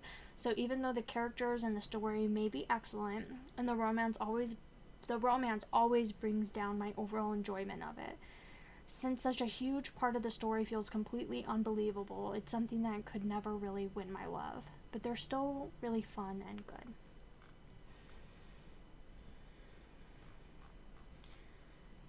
And these also do have that like setting that I really enjoy. This is later than the other ones, where instead of being Victorian, it's more like Edwardian set. Of like magic set in Edwardian times, which I think is very fun. But I really hated the Fire Rose. So I don't know. It kind of makes me want to just like. It makes me scared to keep going with her. But this is supposed to be one of her better series. Follows the adventure of Talia, as she trains to become a herald of Valdemir in the first book of the classic epic fantasy Arrows trilogy. Chosen by the companion Roland, a mystical horse-like being that powers beyond imagining, Talia, once a runaway, has now become a trainee herald, destined to become one of the Queen's own elite guard, for Talia has certain awakening talents of the mind that only a companion like Roland can truly sense. But as Talia struggles to master her unique ability, time is running out. For a conspiracy is brewing in Valdemir, a deadly treason that could destroy Queen and kingdom, opposed by unknown enemies capable of both diabolical magic and treacherous assassination. The Queen must turn to Talia and the heralds for aid in protecting the realm and ensuring the future of the Queen's heir, a child already in danger of becoming bespelled by the Queen's own foes. Like, it doesn't sound bad. I'm just scared. I think I'll keep it on my TBR for now. Maybe give it a shot.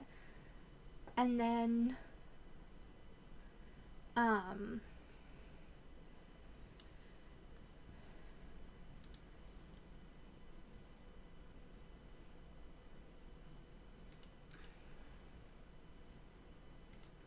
fantasy is all it is. Okay.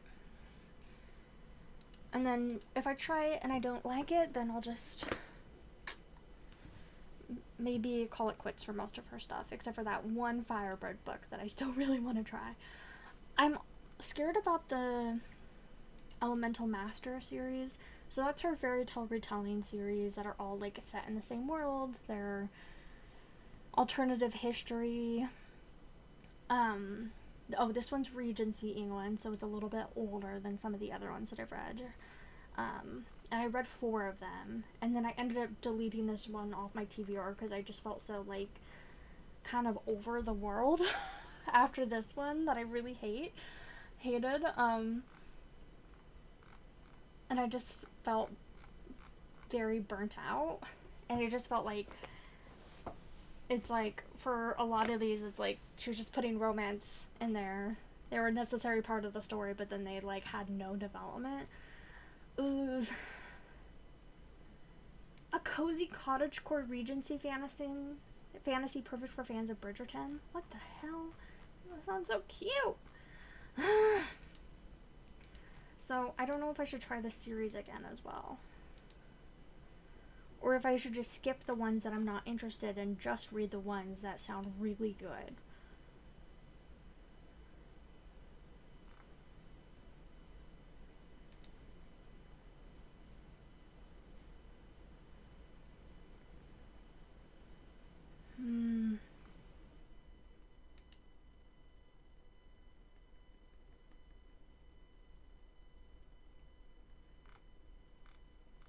Trying to see if like any of these are like catching my mind. I don't know. Maybe I'll just read the newest ones. Miss Amelia's List is a 17th one. Because I don't know that you have to read them in order, because it seems like they're just jumping around in history, even. This one's following a sharpshooter Annie Oakley. I don't know.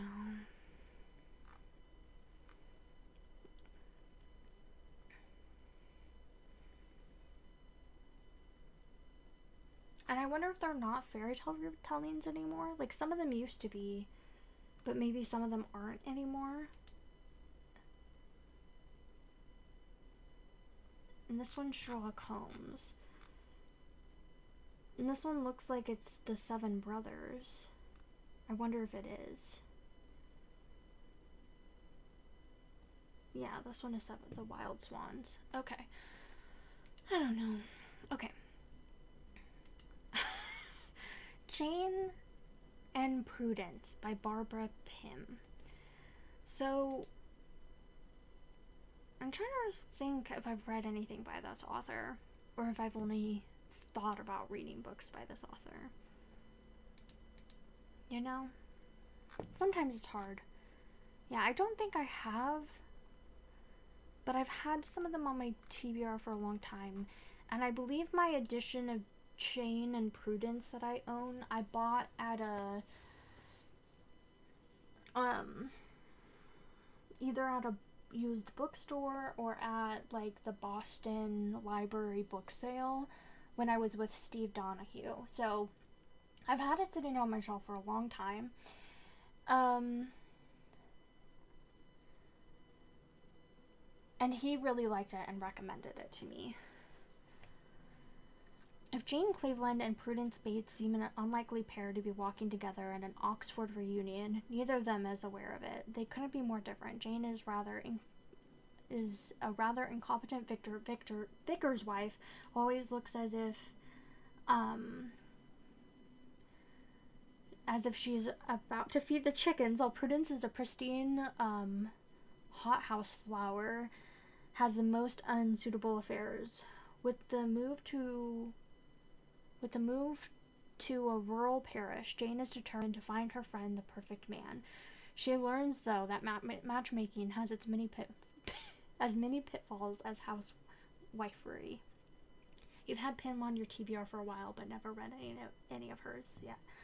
Is she the one that wrote that book that has, like, walnut in the title or something? Maybe I'm thinking of Marjorie Sharp.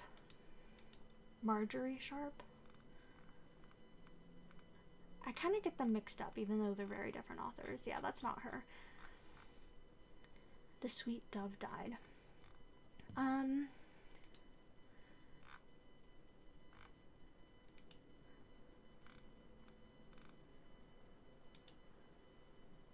And this is the version that I own, by the way. I don't own that other edition. This is the version that I own. But I don't use my Goodreads to track it. I just put pretty covers on there. Okay, so fiction, classics, humor. I don't have humor. I was just saying it out loud. Okay.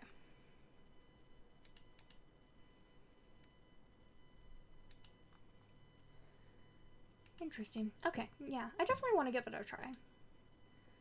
So Steve will love me. Okay, Lorna Doone. I'm scared of this book. So Lorna Doone is... It does. The book sounds like it could be funny. I feel like it could enrich my life. I'm not even going to check what people say because I'm going to try to go in without a spoiled point of view. Lorna Doone... Oh, it's a cookie apparently. I was just talking about this. She's so pretty. Ugh, I forgot how pretty she was. A 2000 movie? No, this is not. Yeah, this is the one. Okay.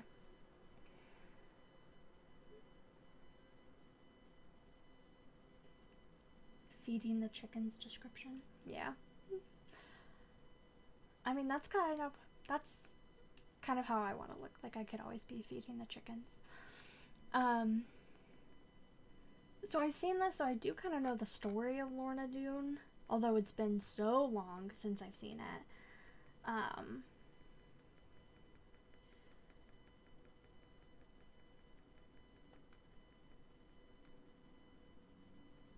Sorry, I'm getting distracted by the cast. I wasn't sure if it was a movie or if it was a, like, mini-series, because I remembered it being very long, but apparently it says it's a movie.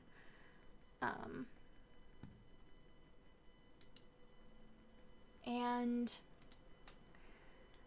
first published in 1869, Lorna Doone is the story of John Ridd, a farmer who finds love amid the religious and social turmoil of the 17th century England.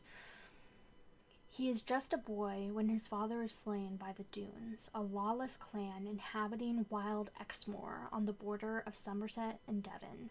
Seized by curiosity and a sense of adventure, he makes his way to the Valley of the Doones, where he is discovered by the beautiful Lorna. In time, their childish fantasies blossom into mature love, a bond that will inspire John to rescue his beloved from the ravages of a stormy winter, rekindling a conflict with his arch-rival Carver Doone that climaxes in heart-rending violence. Beloved for its portrait of star-crossed lovers and its surpassing descriptions of the English countryside, Lorna Doone is R.D. Blackmore's enduring masterpiece. Oh, what an awful cover. Sorry. Oh, sorry. Oof. I don't know, that kind of sounds tedious as fuck, you know? I don't think I want to read that. I did enjoy watching it as a kid, but I think that's just because I was secretly in love with her. I remember watching this movie when I was a kid and being like, ew, he's so ugly. Oh, she's so beautiful. Not like actually in love with her, but I was very enamored by how beautiful she was.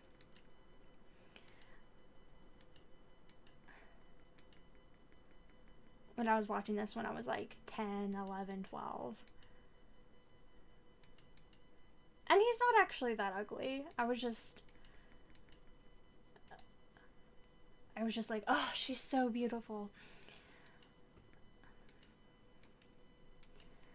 I think if I wanted to relive this, I could just watch it. But I don't know. It doesn't even, like, a lot of classics even have really high ratings, and this one doesn't even have that.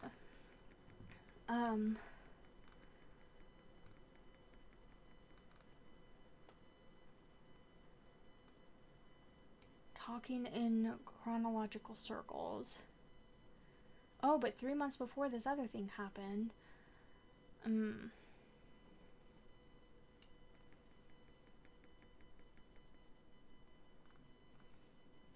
don't know.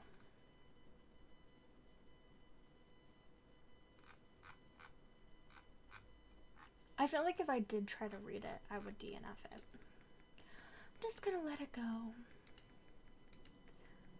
My mom owns a really beautiful, like, edition of this from, like, 1900, and I would always just, like, open it and stare at it.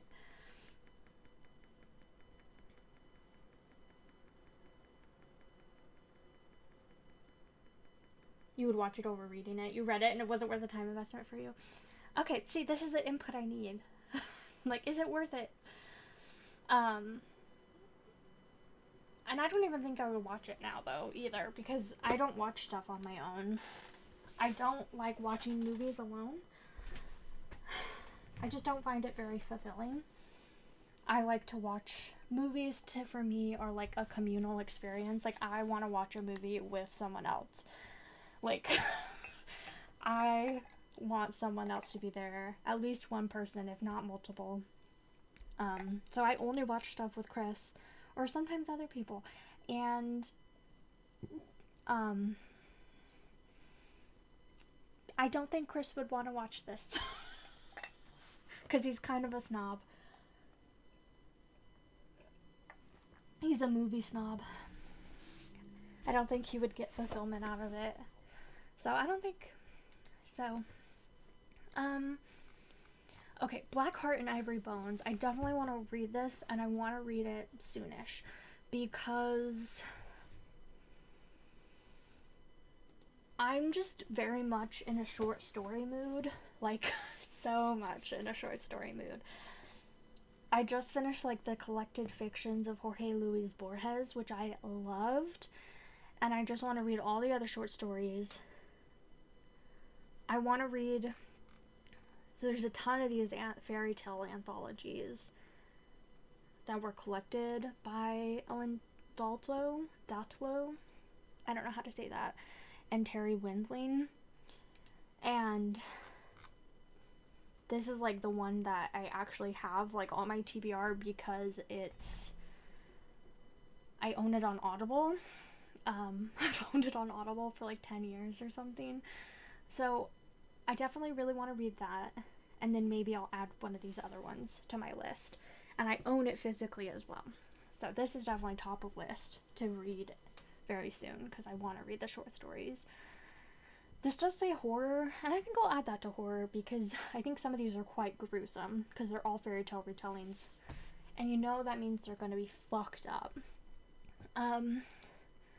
So I don't even necessarily need to read this, but it says, as their previous critically acclaimed volumes of reconsidered fairy tales, award-winning editors have gathered together remarkable stories that illuminate the more sinister, sensual, and sophisticated aspects of the tales we cherished in childhood, the fables of witches and princes and lost children that we once imagined we knew. Anyway, sounds great. So, fantasy and horror, I guess.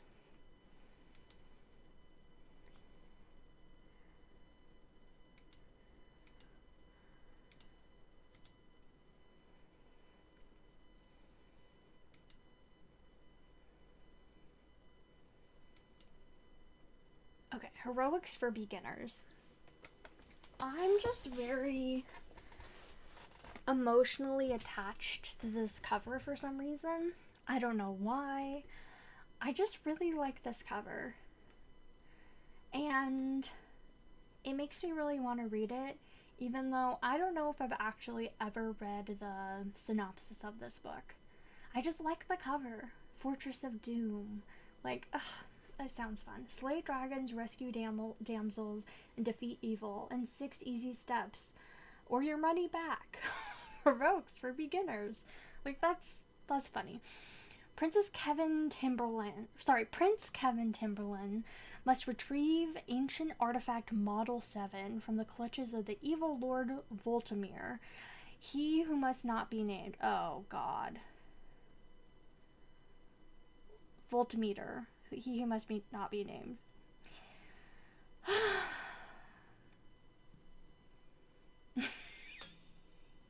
God fucking damn it. Before said evil lord unleashes his diabolical plan, luckily Kevin wields a secret weapon that would cause the forces of darkness to tremble. The Handbook of Practical Heroics.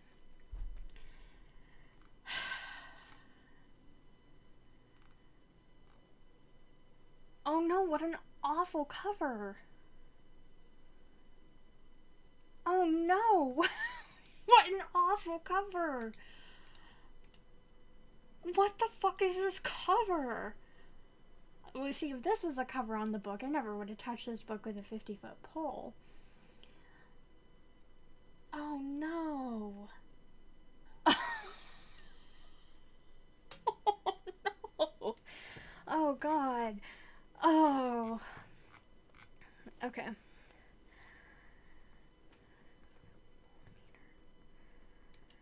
Let's see. This is light and fun as it sounds. It's a parody of... It sounds like fan fiction a bit. Yeah, it does. A parody of Sword and Sorcery. There's just enough depth of the characters that's interesting, blah blah blah.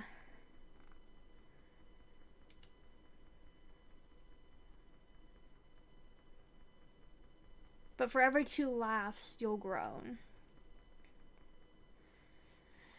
I can't decide if John Moore is taking this parody thing way too seriously or if the parody angle was just a cover-up for his true agenda. Bodice ripping and softcore porn.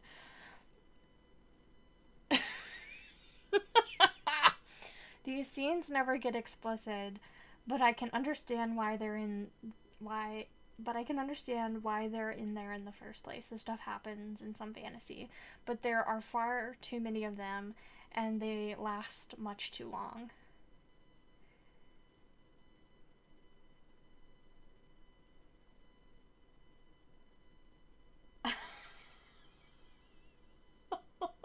No. Oof. Okay.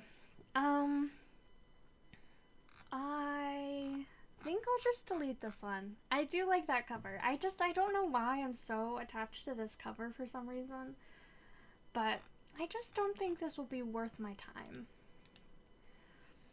Oof. Oof, oof, oof. Okay. I do want to keep going for a little bit longer, but I need more water and I want to go to the bathroom again. Lindsay, I think your stream is really far behind for some reason. So I don't know if when you get to this part, if you want to like refresh really quick. And then I'm gonna be back in just a couple minutes. And I'll keep going. Maybe we'll get to the end of the page. Oh, probably. Maybe not. I don't know. There's still a lot of books left, but we're getting there. That's so many. I feel like I've deleted a lot of books today. I think I've deleted over 10 books today, plus I've categorized a ton, so I feel good about the progress made. Okay, I'll be right back.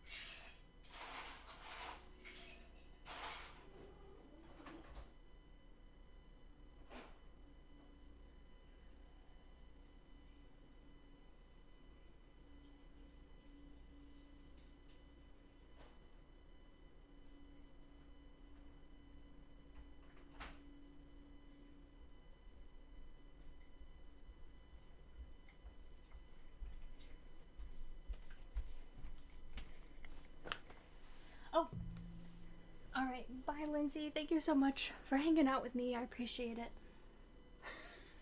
Okay. Whew. So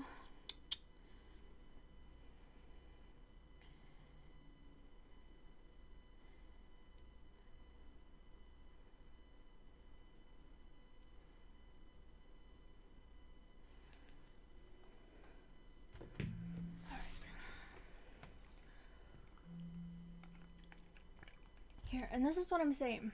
Like, Diana Wynne Jones.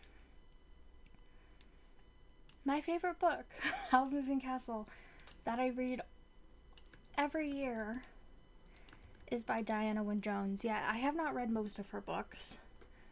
I would not consider her a favorite author.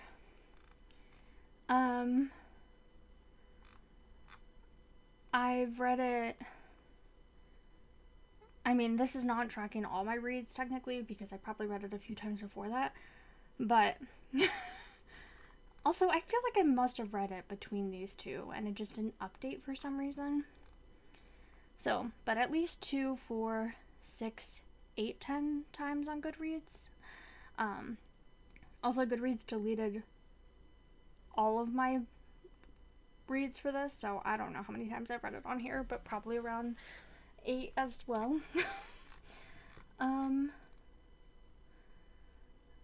Let's see. But I've read 2, 4, 5, 6, 7, 8 books by her, and I love 4 of them. And I've liked some of the others. I've DNF'd 1, so 8 plus a DNF. And then I have some of the other ones on my TBR, but she's like she was such a prolific author. And there's so many that I'm like, don't even have on my radar or anything. So, I don't know.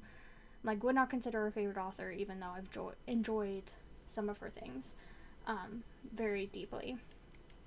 A photograph called Fire and Hemlock that has been on the wall since her childhood. A story in a book called... Maybe I do need to stop. I can't read it anymore. A story in a book of supernatural stories. Had Polly read it before under a different title? Polly, packing to return to college, is distracted by picture and story, clues from the past stirring memories. But why should she suddenly have memories that do not seem to correspond to the facts? Fire and Hemlock is an intricate romantic fantasy filled with sorcery and intrigue, magic and mystery, all background to a most unusual and thoroughly satisfying love story. Interesting. I think there's a chance I have read this before because I definitely remember checking out this cover from the library as a kid. But I don't remember if I actually did read it or if I just checked it out. But it doesn't ring a bell. Okay, so fantasy, romance.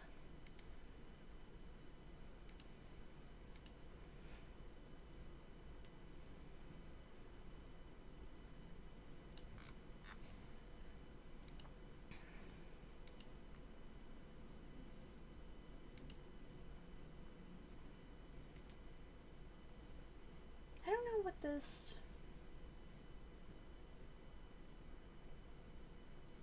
gives me the vibe of, so I think I'm just gonna do all of them because it doesn't give me any specific vibe. Okay, Winterline. I feel like we're getting so close to the end. I'm gonna skip Snow and Summer because I'm currently reading it. I'm like 80 pages in, so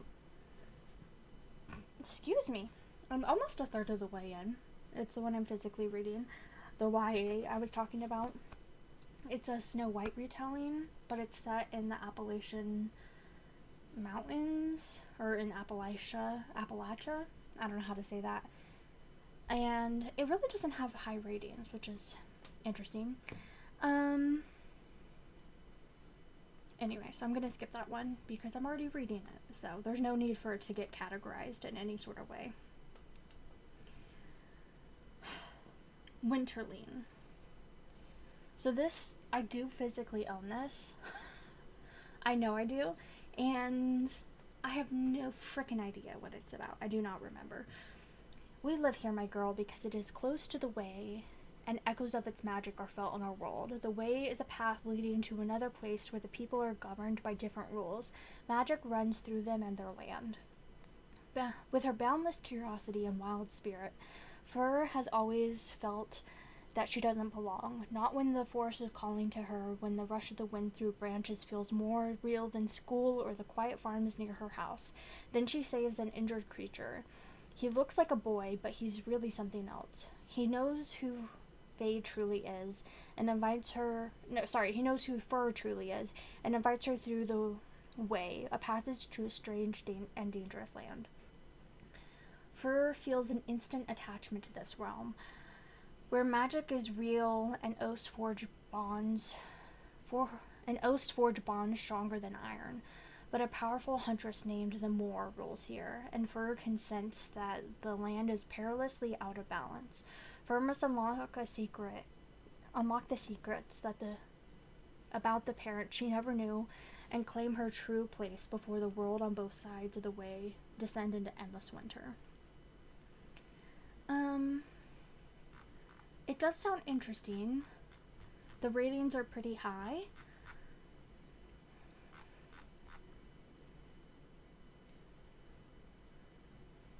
Kara was unimpressed by it, but liked it okay.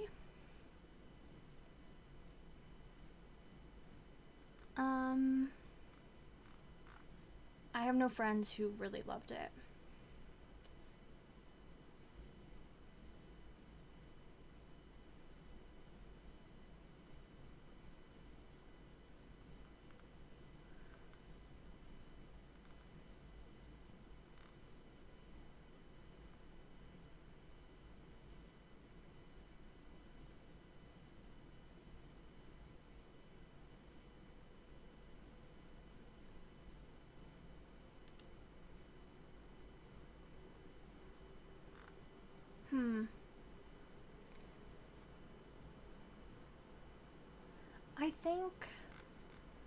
I think since I own it, I'm gonna give it the try, but I think I could go either way with it. I think since I own it, it's worth giving the try, but then since if I didn't, I could be okay with deleting it, because since it doesn't sound like it would be the most incredible. I don't know. I didn't realize that this was the same author, The Magic Thief. I didn't realize this was the same author, Ash and Bramble.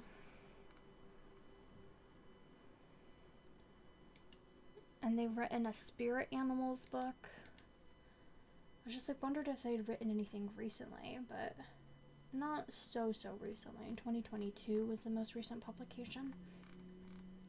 Interesting.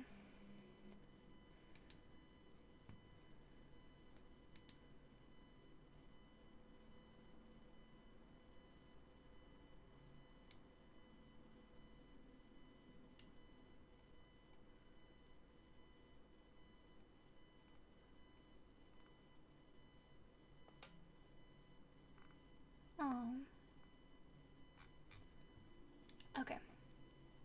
Yeah, I think it's worth trying, possibly, but I don't know if I think it's gonna be like a new favorite of all time. Fantasy.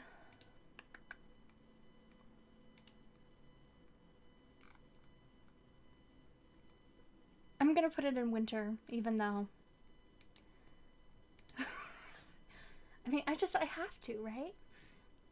These Old Shades. I think I might have put these on my TBR for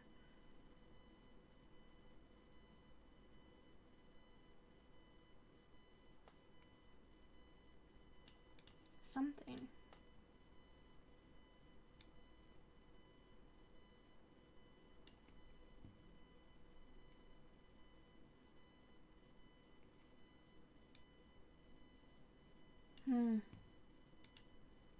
Oh, the Black Moth was the one I was thinking of. So never mind, ignore me. These Old Shades.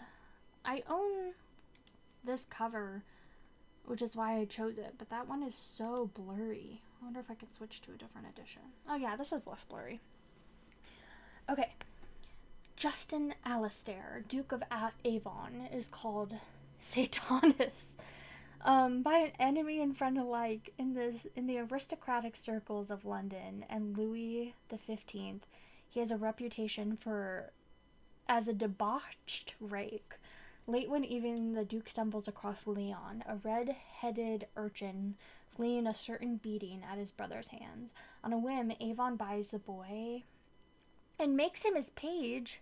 He buys him? But it soon becomes clear that Leon is not what he seems. I hope he just means he pays him and not actually, like, buys him.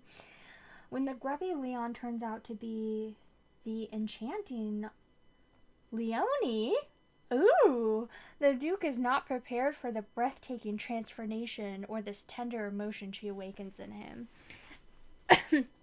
Okay, so this is romance, historical fiction, classics.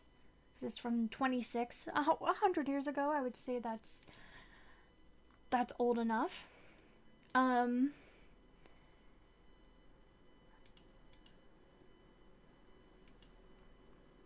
Let's see. Romance, historical fiction, classics. I really do like Georgette Hare. I don't remember how to say that. I've really loved some of her books, and I've really hated some of her books. So she is a little hit or miss for me, and there really hasn't been any, like, middle ground. It's like I either really love it or I really hate it. But I would say Cotillion is still my favorite. These Old Shades is probably the next one I'm gonna read, or The Black Moth are probably near the top of my TBR. But okay, River Secrets. This is a rough one because so that book I was talking about before, The Goose Girl, this is part of that series. These covers are really bad. Let's not look at them. There's other covers that are better. Multiple other covers that are better. This cover's horrendous. This cover is better. This was the original cover. So much better. This newer cover is even better. But for some reason they changed it to this. They're like, this cover, oh, wait, no, maybe it's saying that this one is newer, but I don't believe. No, yeah, this one was definitely older. I was like, this one's definitely older. I remember this one being around before this one.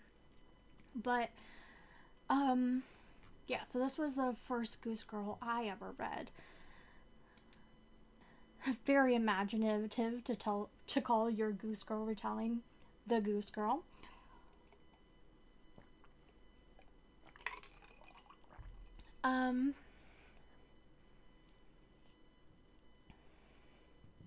So this is the third book in the series, and I have been dragging my freaking feet on these, and I don't know why. I read the last one in 2016, and then I never continued with the series, so it's been 10 years.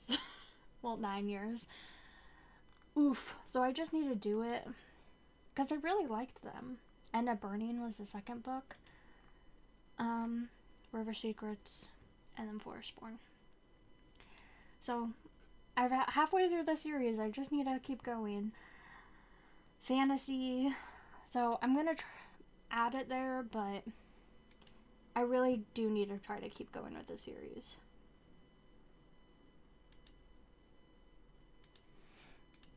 I think... So far, as I've gone through, there have been 2 sequels. And as we go through, there's going to be a lot more. This was the second one. The first one was, the 5 Little Peppers and How They Grew. Right here. Oh, yeah. 5 Little Peppers Midway is the second book. So these are 2 sequels that have been sitting on my TBR forever. So I think it would be kind of fun to go through, like, the oldest sequels on my TBR, like, one by one, and try to, like, knock them off. But I think I'm gonna have to, like, start, like, writing them down in the order that I see them, because very soon, like, I can remember 2, but very soon there's gonna be much more than those 2. Anyway. The Shadow Queen. Ooh, let's see if this one sounds really bad. Oh, God. Okay. Dark epic fantasy inspired by Snow White. A breathtaking, romantic, action-packed fantasy, perfect for fans of Court of Thorns and Roses and Cinder. Lorelei Deirdrich, crown princess and fugitive at large, has one mission: kill the wicked queen who took both the Ravenspire throne and the life of her father. To do that, Lorelei needs to use the one weapon she and the Queen Irina have in common: magic. She'll have to be stronger, faster, and more powerful than Irina, the most dangerous sorceress Ravenspire has ever seen. In the neighboring kingdom, Eldur, when Prince Cole's father and older brother are killed by an invading army of magic-wielding ogres, the second-born prince is suddenly given the responsibility of saving his kingdom. To do that, Cole needs magic of his own, but the only way to get it is to make a deal with the Queen of Ravenspire. Yeah, I just don't give a crap anymore about this, unfortunately. It just, yeah, old, young adult fantasy. Sounds like it could be quite cliche. I was just trying to see if I had any friends who, like, loved it.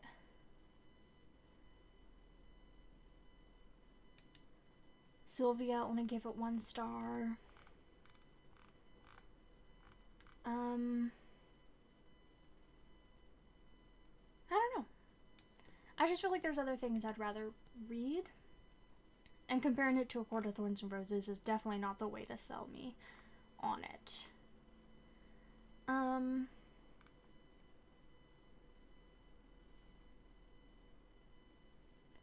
I wonder what her more recent publications have been.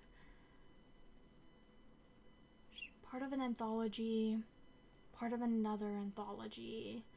Return of the Vengeful Queen, Rise of the Vicious Princess.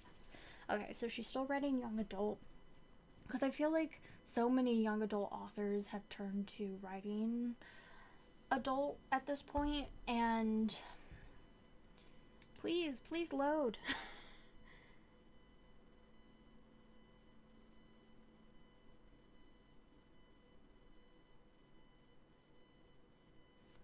Okay. Yeah, so many YA authors, like, from back in the day have started publishing adult books that I'm like, I would be interested in reading a lot of their adult books just to see, like, what is going on. But yeah, this is still YA, then no, I'm okay. And I don't think this sounds compelling enough to keep. Oof, I found another sequel. If I keep deleting these books, though, I'm never gonna get to the end of this page. Okay. Oop, I accidentally hit that twice. Okay, let's open 5 at a time. Okay, The Ladies of Grace Adieu and Other Stories. So the reason that I really want to read Jonathan Strange and Mr. Norrell first is because some of the stories are set there. I don't think all of them are connected to Jonathan Strange, but I think some of them are. But I definitely really want to read this. Like I said, I just picked up a copy. I was able to find one at a used bookstore for like $7 or something, and I was like, you are mine, in the hardcover. It's beautiful. It should actually be on the shelf, like, right there, because these are our fantasy shelves. Fantasy, horror, sci-fi. So fantasy, historical fiction is what this is. So I really need to read Jonathan Strange first. Fantasy, historical fiction. I could read this any time of the year. Okay. Scarlet. This is the next sequel. So I read Cinder so long ago and never continued. At this point, I think I do need to reread Cinder in order to read Scarlet.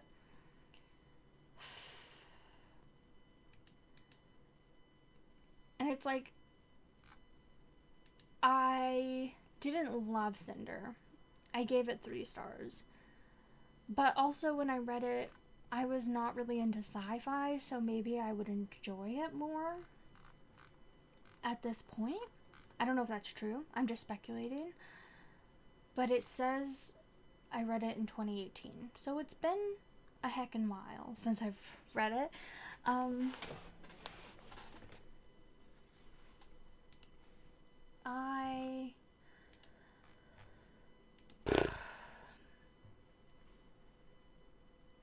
I think I would have to read Cinder first. Like, I could jump into Scarlet. I wouldn't have to reread Cinder.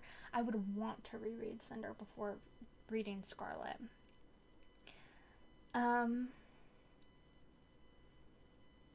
think I would get more out of Scarlet if I reread Cinder first.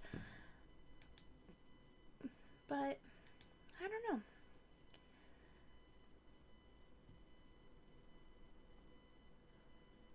Sci-fi, fantasy, romance.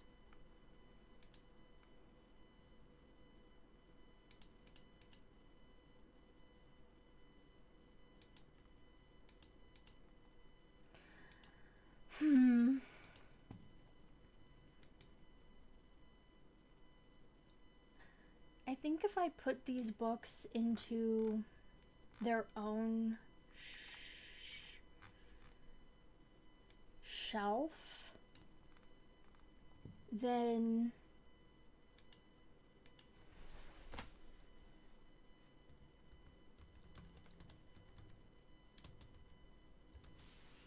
because I do have my next in series shelf, but if I make an oldest, why did I call it oldest TBR? I meant to call it oldest sequel. That's okay. I'm gonna edit the name of that shelf really quick.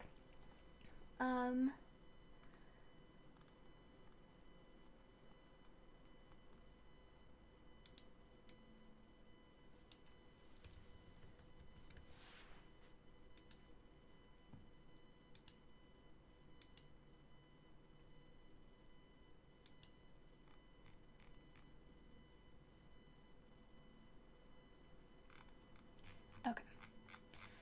So I've made a new shelf to add these sequels to, and then the way that I add them, they'll go in a way where I can sort them by their number, and that will be really nice to be able to do that.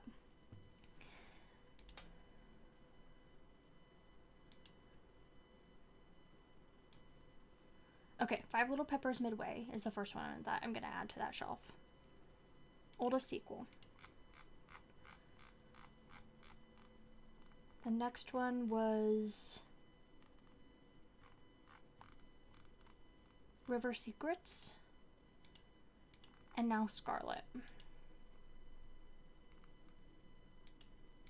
So now if I go into this shelf, so if the stats are not showing up that you want, you can edit that. But they are showing up in the order that I want, so they're getting sorted by date added, but also I could sort them by the number. And I'm going to go into setting, and I'm going to make sure that it has the author, the average rating, the cover, the date added, the date published, the date read, I guess I'll keep, number of pages, number of ratings, position, which is this, the rating, the shelves, and the title. I'm going to do 30 per page. I'm going to sort it by position. And I'm going to do ascending. So now the shelf is set up the way that I want. And then I can see my oldest sequel, my sequel that I've been on here the longest. And maybe I'll just try to like start picking through them. Oof. I guess the reason I don't feel as compelled to reread The Goose Girl and Anna Burning as much as Cinder is that I've read The Goose Girl like probably 4 times, so I don't know. Hopefully that helped you in any way.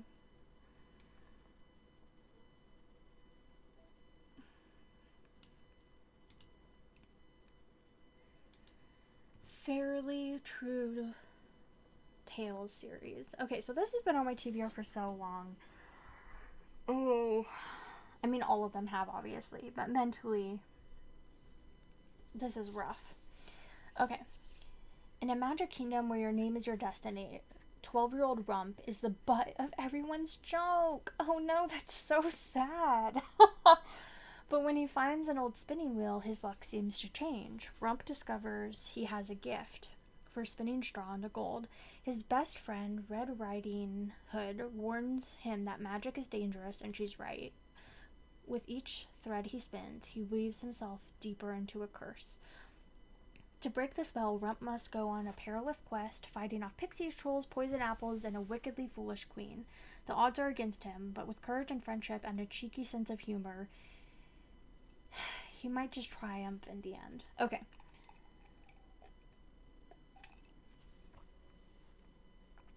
This does sound fun, except for the cheeky sense of humor.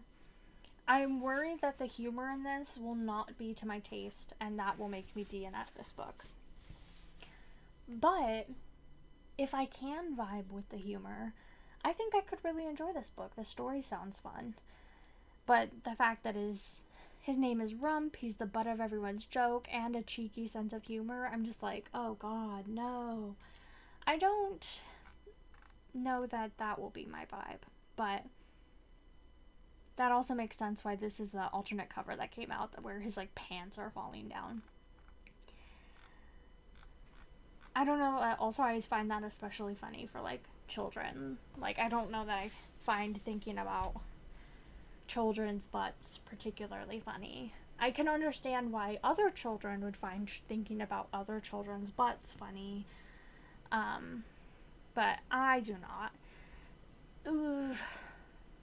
The problem where I would feel hesitant also just to delete this is because I'm like, oh, I own this. I've owned it for like almost 10 years.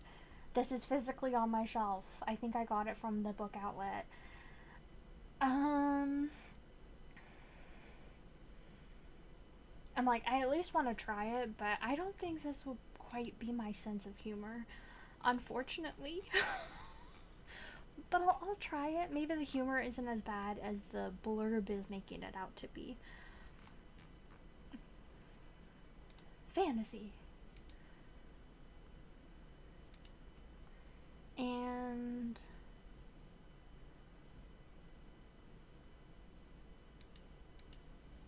okay. Spindle's End. Ugh, I've been meaning to read this for so freaking long. I cannot even begin to express. I guess because I've really enjoyed some of Robin McKinley's other fairy tale retellings so much that I've just been very, like, intimidated by this one. Like, I really loved Rose Daughter. I really liked Beauty. But then also, I didn't like some of her other books. Like, I DNF'd The Blue Sword. I DNF'd, oh, but I liked Chalice. I don't even remember reading that book. I liked The Door in the Hedge. I DNF'd The Outlaws of Sherwood Forest. I DNF'd, like, one of her other books.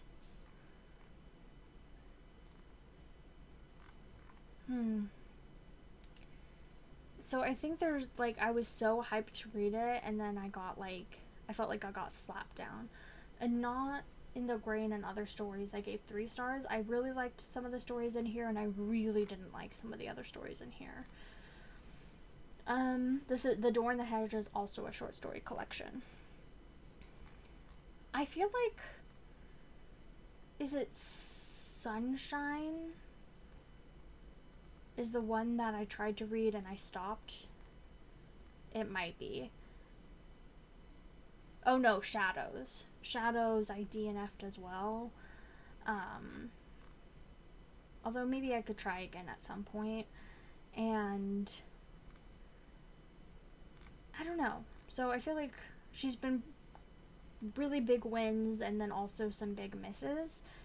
But Spindle's End is a Sleeping Beauty retelling that I've been pretty hyped about reading. So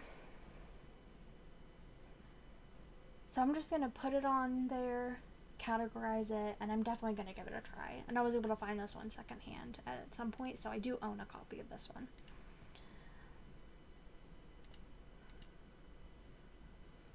Did it say it was romance? Yeah, romance and fantasy. Romance and fantasy. Okay, Sunshine is vampires. That's right. Okay. I feel like Robin McKinley is probably always worth trying. So I'm also just not going to read this, and I'm just going to read the blurb, and I'm just going to put it on there. It says that it's horror, and I question whether it's actually horror or if people are just saying it's horror because it's vampires, because sometimes people do that. But I'll trust them, and I'll put it in horror and in fantasy. I trust them, but I don't believe them.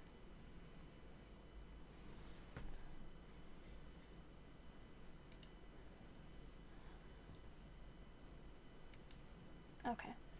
And Deerskin. I tried to read Deerskin. There was like a rape right at the beginning, which is, I think, is accurate to the fairy tale that this is based off of. But it was tough to read, and I DNF'd this book with always the intention of trying to go back to it. So that's why it's still on my want to read shelf. I want to try it again, but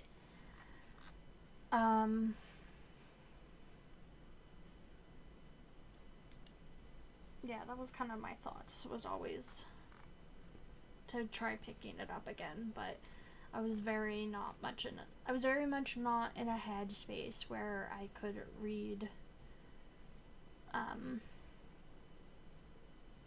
that.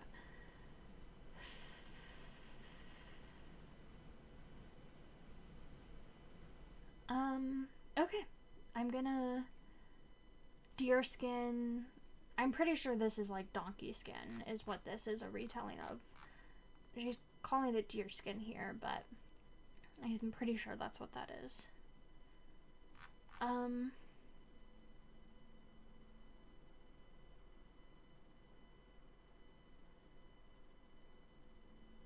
Okay. Oh, and she's raped by her own father. I blocked that part out. That's very fun. Okay. So yeah, when I do pick this one up, I'm definitely gonna have to go in with that in mind. Why is this cover so beautiful? Why is it only in Spanish? No! I mean, yay for Spanish speaking people having good books, but this is such a stunning cover. And I can't read it? Ugh, I want to read about a lady knight. That's fucking rude.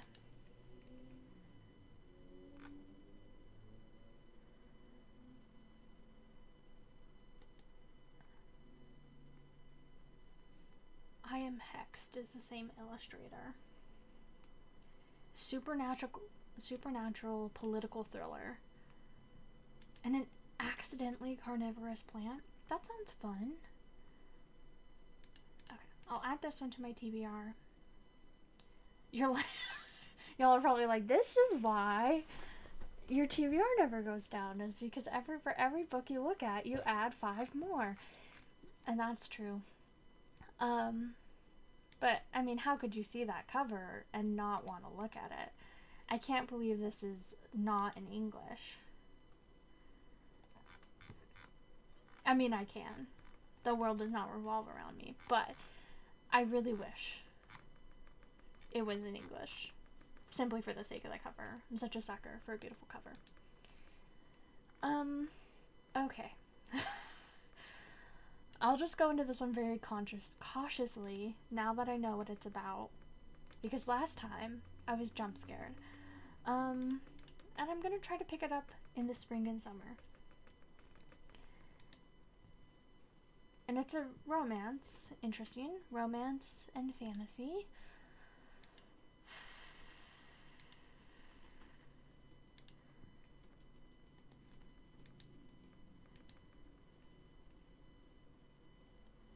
Okay. On her 12th birthday, another Robin McKinley.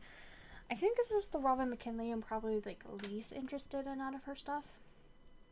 I feel like I did try to read this when I was a teenager, like maybe like I was about to say 14. This came out when I was 15. I just turned 15. So I feel like I probably tried to pick this up right when it came out. And I don't feel like I got into it. I don't think I finished it. And it has really low ratings. Ceremonially bound to her own Pegasus, Yvonne. For 1,000 years, humans and Pegasi have lived in peace, relying on human magicians and Pegasi shamans to converse. But close friends Sylvie and Yvonne can talk, and their bonds strengthen. As their bonds strengthen, can their friendship threaten to destroy the peace between their nations? I don't know. This is probably the only one that I feel like very apathetic about. I think I'm gonna delete this one when I get through my other Robin McKinley stockpile, and I don't own this one physically. Like Deerskin, I don't own physically either, but Sunshine and Spindle's End I do. And there's a few others that I do as well. Most of those I've read though. So I feel like when I get through some of the other ones that I'm more interested in, I could always try picking this one up if I really feel compelled to. But even the one that like a lot of people are freaked out by in DNF right off the bat and stuff has a higher rating. So like this one's not very well regarded. Oof. Okay, I'm gonna turn this back to 100 per page instead of 30 per page. I don't know if I can get to 100 though, because that means I have to go through at least 11 more books. And that's rough considering that I keep deleting them. So I keep having to go through more and more and more.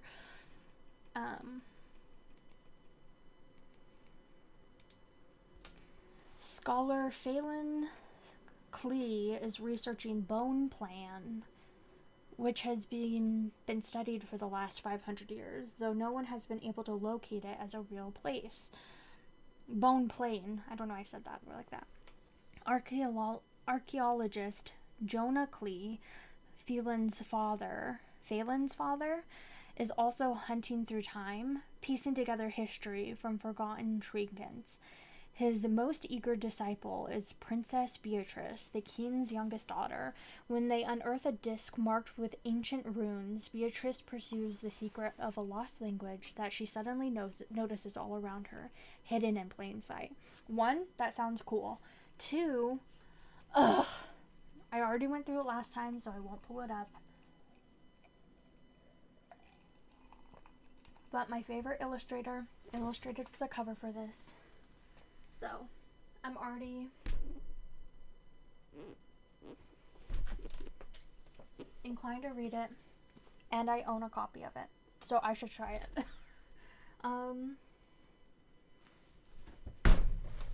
Oh, that was really loud, I'm sorry.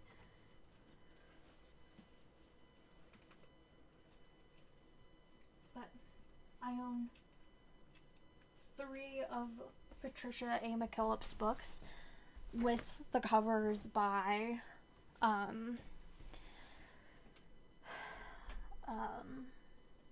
White Craft, and I haven't read a single book by McKillop. So fantasy is what it's gonna get put under, but it sounds really good actually. I think also reading through these is good. Even the ones that I'm like, oh, I know I'm gonna keep this on my TBR, is still good to read through them, because then I'm like, oh, now I really want to read it.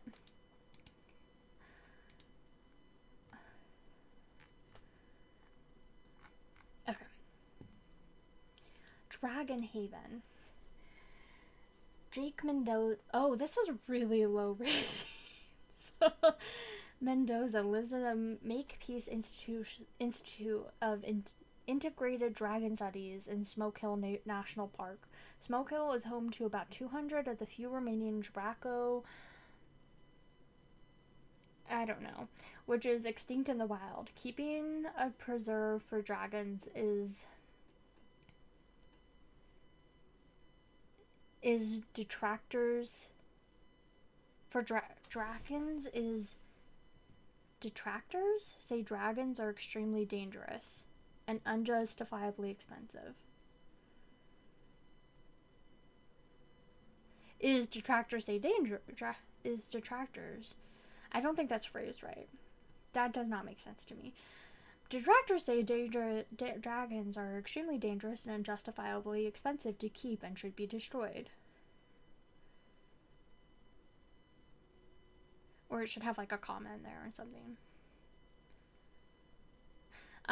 Environmentalists and friends say there are no records for them eating humans, and they are a unique example of specialist evolution and must be protected, but they are all up to 80 feet long and breathe fire. On his first overnight solo trek, Jake finds a dragon dying next to the human she killed. Jake realizes the news could destroy Smoke Hill, even though the dead man is clearly a poacher who has attacked the dragon first. That fact will be lost in the outcry against dragons, but then Jake is struck by something more urgent. He sees that the dragon has just given birth and one of the babies is still alive. What he decides to do will determine not only their future, but the future of Smoke Hill itself. I feel like that was garbage. That was a very bad copy of the book.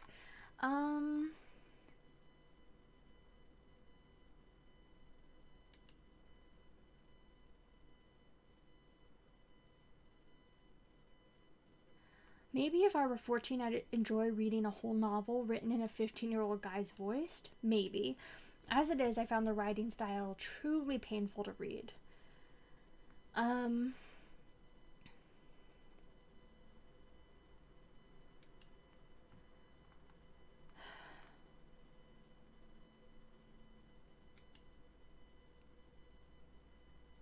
Oh, I had flashbacks to reading Aragon. I think Aragon is a terrible book, so that's not points to it. I think the premise actually does sound very interesting, but I think that the narrator being a 15-year-old boy does sound rough.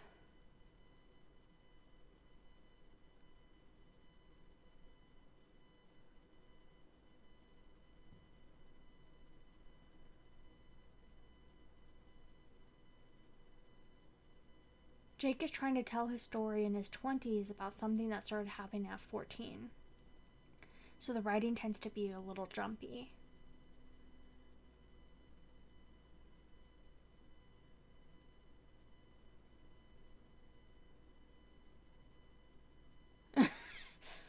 No 15-year-old boy is coherent in his thoughts or otherwise.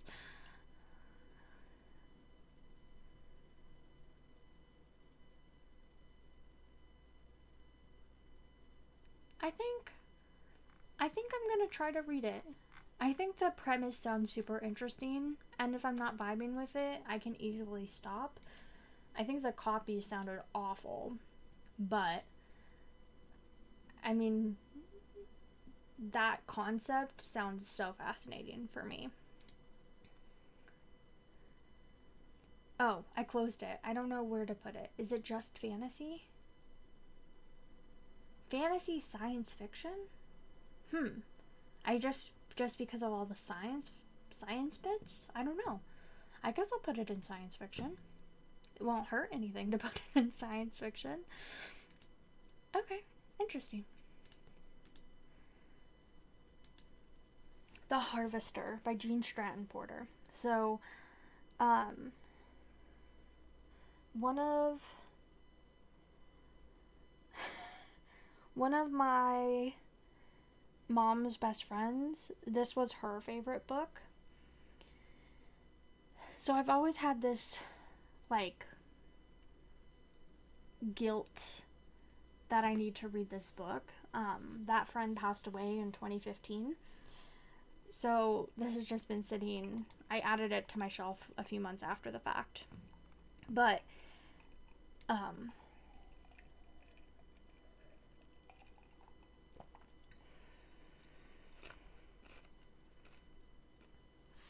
it's just kind of been like, I've been thinking about this for so long. It's like, you need to read this book. Why haven't you read this book? You need to read it. Why haven't you read it? Why you need to read it? Etc. So, I do, it's kind of that, this is also towing that line of like, am I actually very interested in reading this book? Maybe not. Do I feel more like I need to read it? Yes. But I feel like I need to read it just for like my own personal sake and stuff. So I'm gonna try it, and that does not mean I have to love it or finish it or anything. But I think it would help me, like, get to know her a little bit more and stuff. Jean Stratton Porter returns us to her beloved Midwestern woods with a hero modeled after Henry David Thoreau. He and his wonderful, alluring Ruth ultimately find idyllic bliss in the pure and spoiled woods, but not before his. That feels like just giant spoilers. What the hell? That sounds awful. That they would just tell you all that.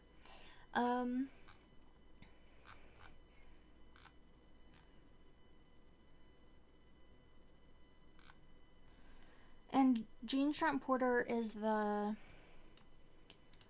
author who wrote Girl, the Limberlost and Freckles, which are some books that I really like. So, I mean, I don't know how much I would like them if I read them now. It's been a while since I've read them, but I gave them both 4 stars the last time I read them. So, and I really do want to read a bunch of her books, but The Harvester is not like top of the list of the one that I think is most interesting. But I definitely want to give this one a try. I closed it. I don't think it's historical fiction. I think it's set in the current time period, but it's a classic and a romance.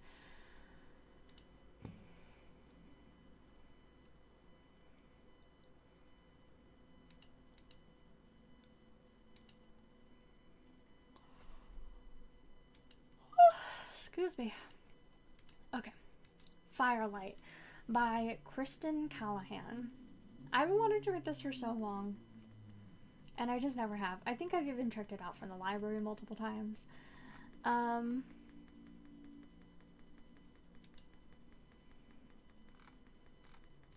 Why are the covers so bad?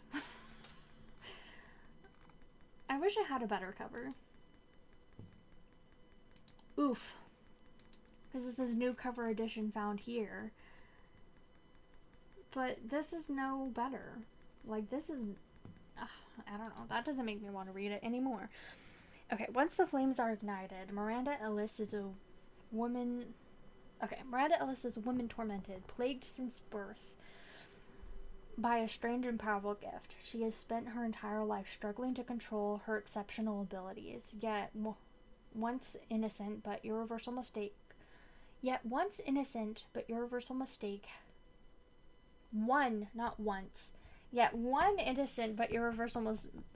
has left her family's fortune decimated and forced her to wed London's most nefarious nobleman.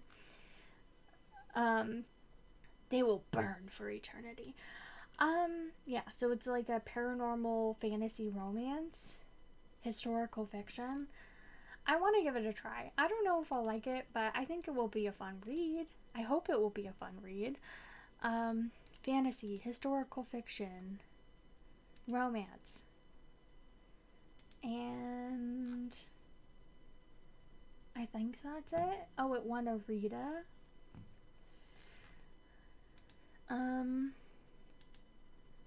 That was always giving me autumn vibes. I always felt like I should read it in autumn. Will it be this autumn? Probably not. Entreat Me. Oh, okay. Grace Draven. So Grace Draven, I really loved Radiance by her. And then I DNF'd 2 books by her. So then I felt very... I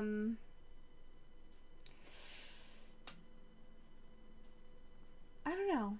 I felt very torn by what... I don't know. And I never continued on with this series. So by the Radiance series. And so I don't know. I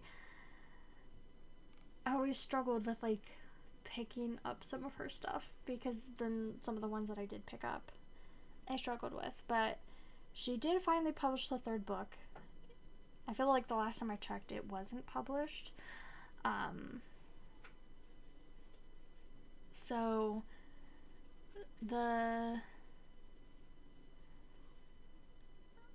let's see. And there's a novella that came out as well. I feel like the covers are getting better. This one just came out this year, and that cover's really pretty. But Entreat Me, I think, is Beauty and the Beast, maybe? I'm not sure. Inflicted by a centuries-old curse, a warlord slowly surrenders his humanity and descends towards madness. Ballard of Kedach Tor holds no hope of escaping his fate until his son returns home one day, accompanied by a woman... Oh, it says Beauty and the Beast right here. By a woman of incomparable beauty. His family believes her arrival may herald Ballard's salvation until they confront her eldest sister. I think I will try it, but I do not hold high hopes.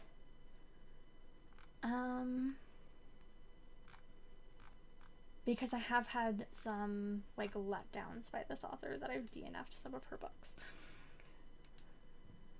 And it's a fantasy, a romance. Oh, that cover's so pretty. Okay. A fantasy, a romance.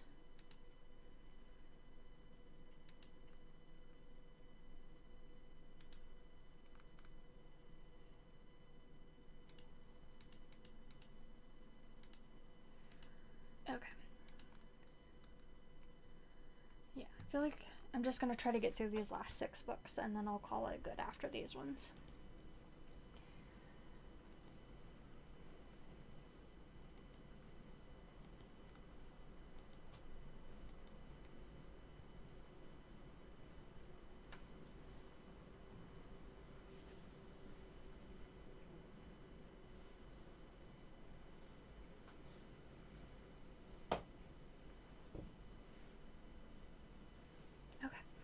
So, this is Beauty and the Beast.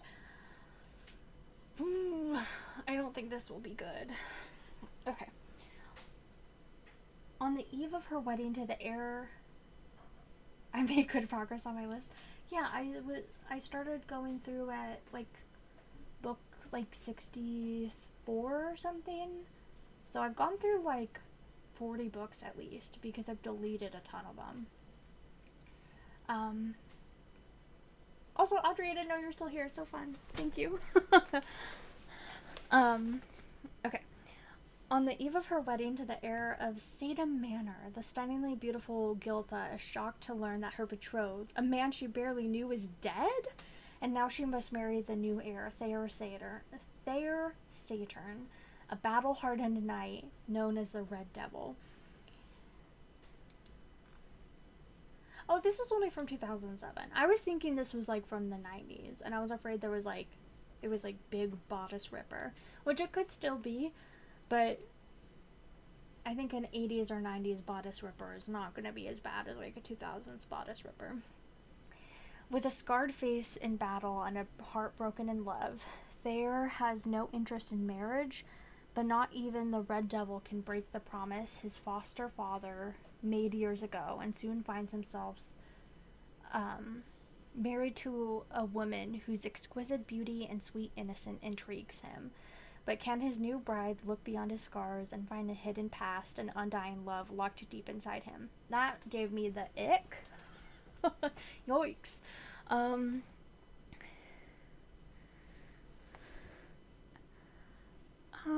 Here, just a second, sorry.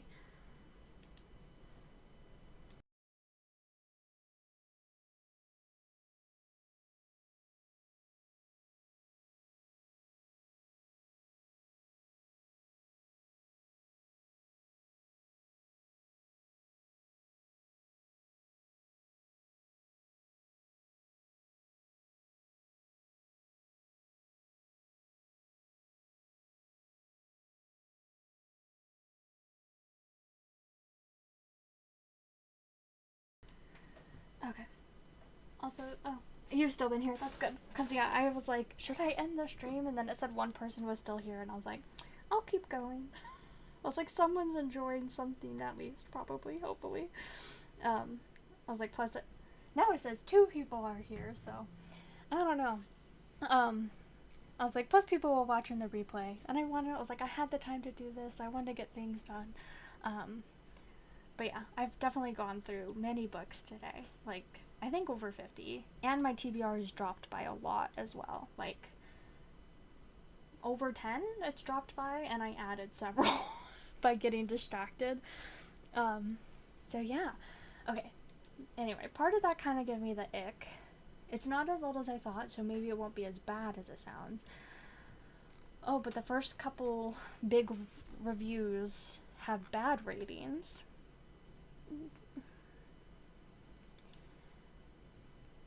I'm at my parents', I've run out of books, I'm going through my relative's attic library.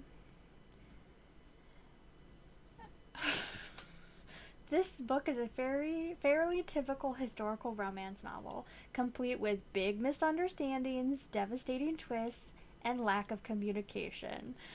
The big unique thing in this book is supposed to be that instead of charming, womanizing rogue, the hero is somewhat deformed, ugly man who has no self-esteem around women. There are two problems with this. This is not terribly unique if you know the story of the Phantom of the Opera or, say, I don't know, Beauty and the Beast. This man's terrible self-esteem, ruining deformity is he's ginger? No, I'm not kidding. He's a redhead with a broken nose or something.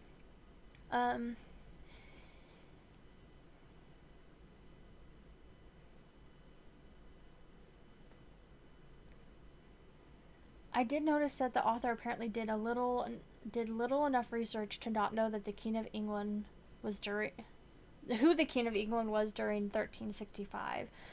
So it was always the King wishes, or the King.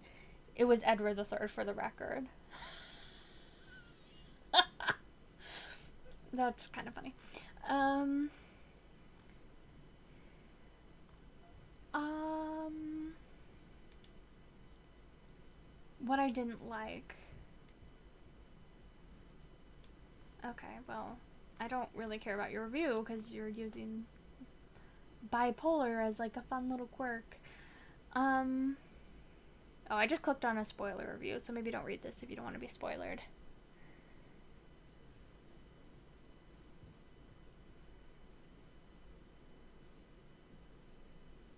I think it could be.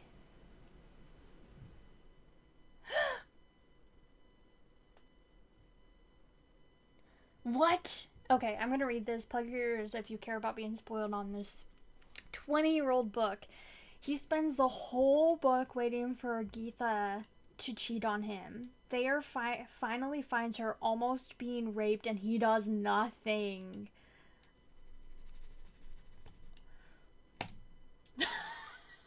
The fuck? Ugh. Oh yeah, I can let this one go. I can let it go. Okay. Bryony and Roses. See, it came out in 2015, and it's been on my GBR since 2016 by T. Kingfisher. I'm like, she's been on my radar forever. I just didn't read her till like 2020 or whenever I finally read her, like 2018, 19, something. But this is also a Beauty and the Beast retelling. This is when I was adding all the fairy tales to my Goodreads.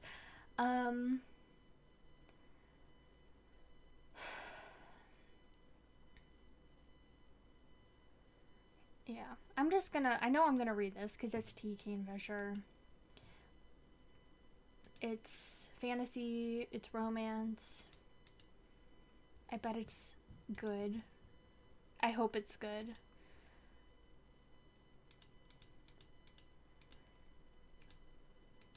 Okay, His Majesty's Dragon by Naomi Novik. I really want to read this. I don't know if I'll love it, but I hope I do, and it's a really long series. So, if I do love it, there's a lot for me to read. There's 9 books, although I guess she stopped publishing them. Maybe the series wrapped up in a good way. It says the final adventure, so maybe it did like wrap up in a good way. But it's Napoleonic Wars, maybe, I guess. Yeah, aerial combat brings a thrilling new dimension to the Napoleonic Wars as valiant warriors ride mighty fighting dragons bred for size or speed. When HMS Reliant captures a French frigate and seizes the precious cargo, an unhatched dragon egg fate sweeps Captain Will Lawrence from his seafaring life into an uncertain future. Yeah, I've been wanting to read this for so long. I really, really loved Spinning Silver by Naomi Novik, so I know I'm gonna try this at least, but it's fantasy, historical fiction, and I do love, like, I think also, the Susanna Clarke book, the big one, Jonathan Strange, that's also Napoleonic Wars, I think. I'm like, I just enjoy that vibe. Like, fantasy during that time period. And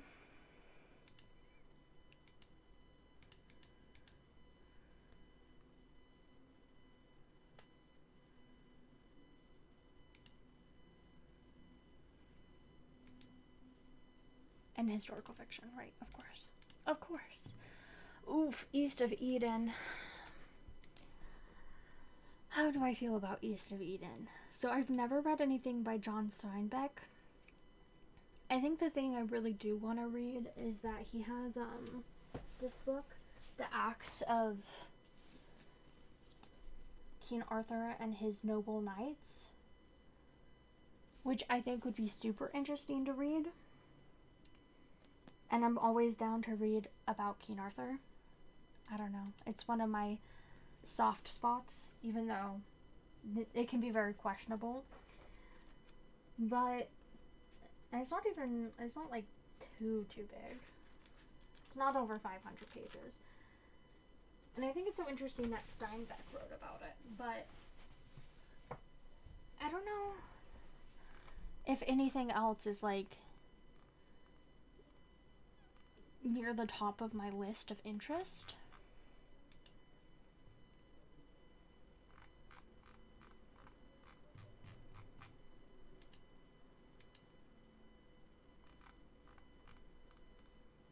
Okay, I was just making sure that The Acts of King Arthur and His Noble Knights was on my TBR. It is. Okay. The primordial and simplicity of myth. Set in the rich farmlands of California's Salinas Valley, this sprawling and often brutal novel follows the intertwined destinies of 2 families, whose generations helplessly reenact the fall of Adam and Eve and the poisonous rivalry of Cain and Abel. The masterpiece of Steinbeck's later years, East of Eden, is a work in which Steinbeck creates his most mesmerizing characters and explores his most enduring themes: the mystery of identity, the inexplicability of love, and the murderous consequences of love's absence.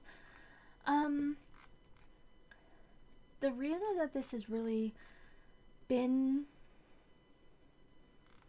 something that I have wanted to read was because Amanda reviewed it. I know she still does have a YouTube channel, but I would have to hunt for it because she links to Amanda Center Introvert X, and that is not Amanda Quotillion books. So she was raving about this back in the day. I used to watch all her videos, and she kind of took a break. But she really, really loved this book, and so that's the reason why it was like kind of on my radar the most. Like, obviously it was on my radar in general, but because everybody has read it and has opinions and thoughts, but she was the one that like really sold it to me. So I think I still want to try it. It has a really high rating for how many reviews it has, and it has a lot of love. But also I'm scared of I'm scared of it. You know? Yeah.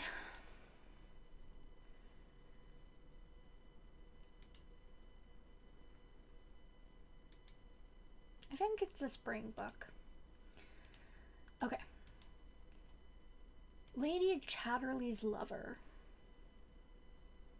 What a cool cover. Look at these like dragons. Okay.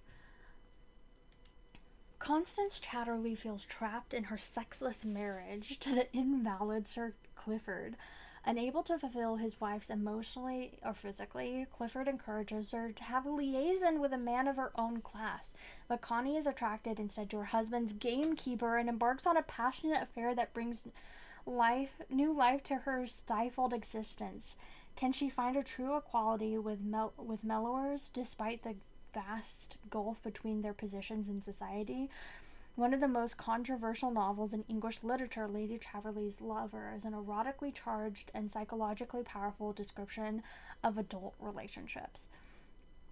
Holy shit. I can't believe this was published in 1928. Like, if you read that description, like, I would not have pinned that year.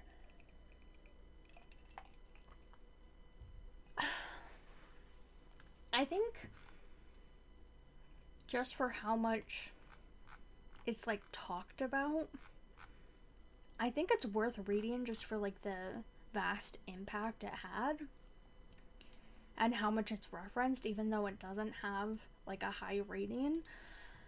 Not that that's like the be all end all, is like Goodreads reviewers. And also if I'm like not enjoying it. And also it's like a banned book. Like people like don't want this book read. So fiction, romance, interesting.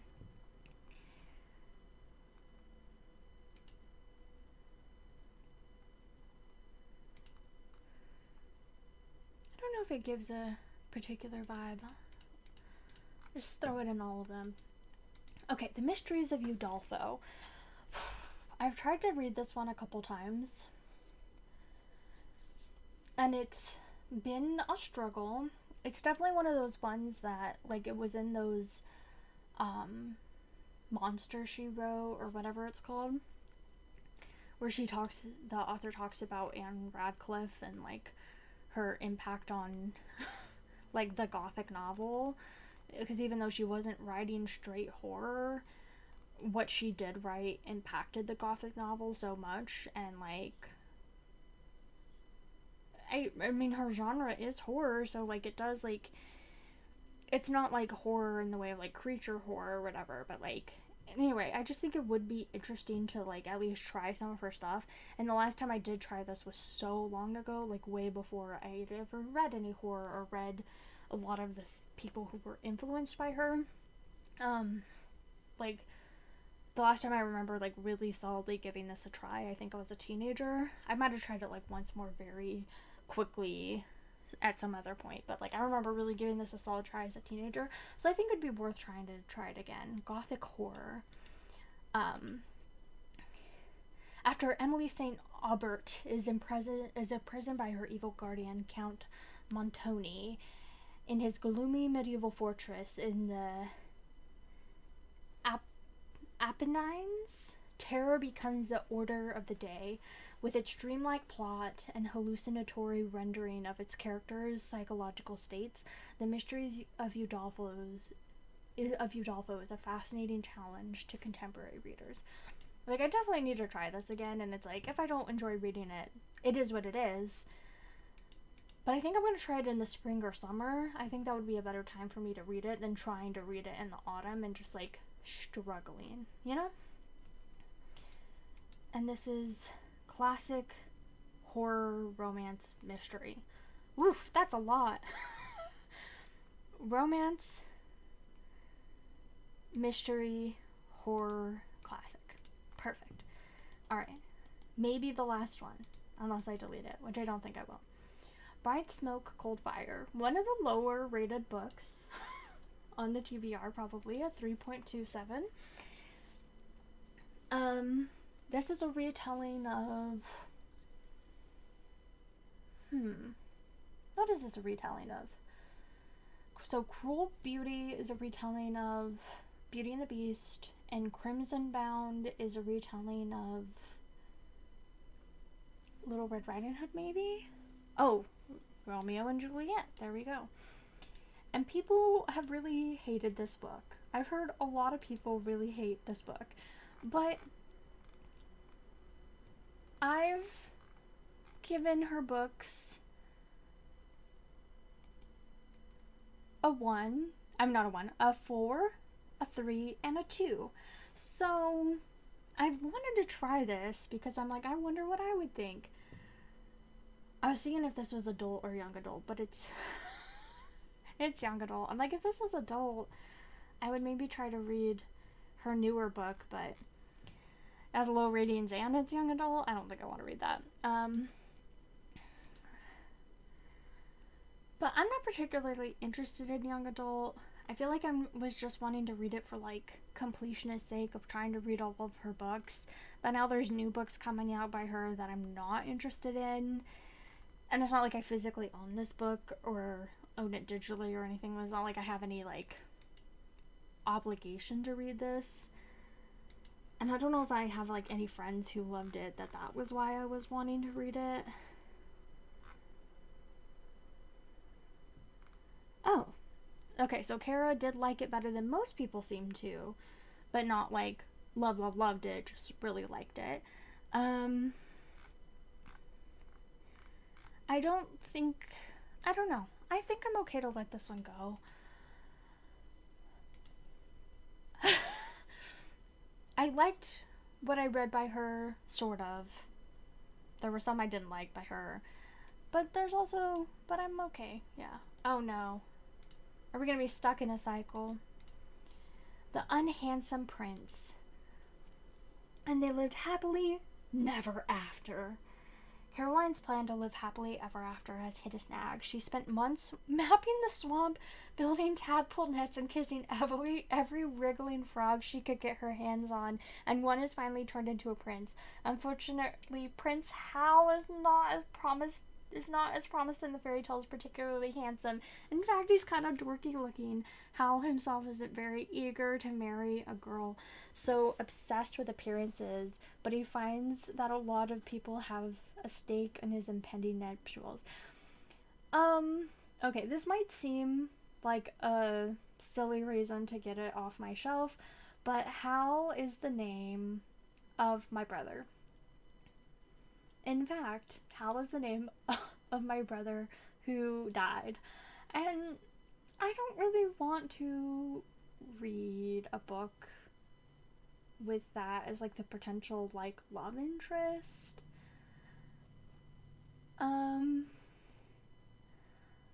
So I think I might actually just not read it for the sake of that, because then I'm just going to be thinking of my brother the whole time, and it's just going to be a lot.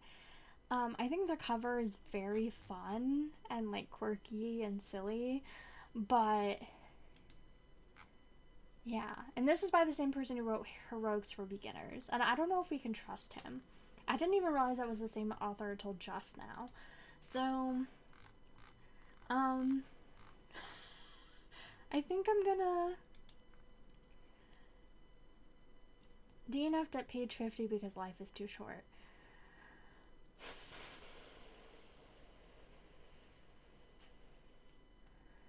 Okay, I think I'm okay to let this one go. Like, it sounds fun, and maybe I would have been willing to give it a try if the love interest was named something different. Oh no, I feel like we're gonna be in a cycle that book 100 is never gonna get, or book 99 is never gonna get on the page. No, it is book 100. It is book 100. When the black dragon sees the deep of Yelfredun, young Gareth braved the far winterlands to find John Aversden, Dragonsbane, the only living man ever to slay a dragon. In return for the promise of the king to send help to the Winterlands, Aversden agrees to attempt a nearly possible feat again. With them to guard in a haunted trip south went Jenny Wainsnet, a half-taught sorceress and a mother of Aversden's sons. But at the decadent court, nothing was as expected. Rebellion threatens the land. Zyern, a sorceress of seemingly unlimited power, held the king under an evil spell, and he refused to see them. Meantime, the dragon... This just sounds like a lot, you know? I have some friends who really liked it. Even Patricia Reedy and, what's her name? Who wrote, like, Tamara Pierce. Tamara Pierce and Patricia Reedy really love this. It's probably influential to their work.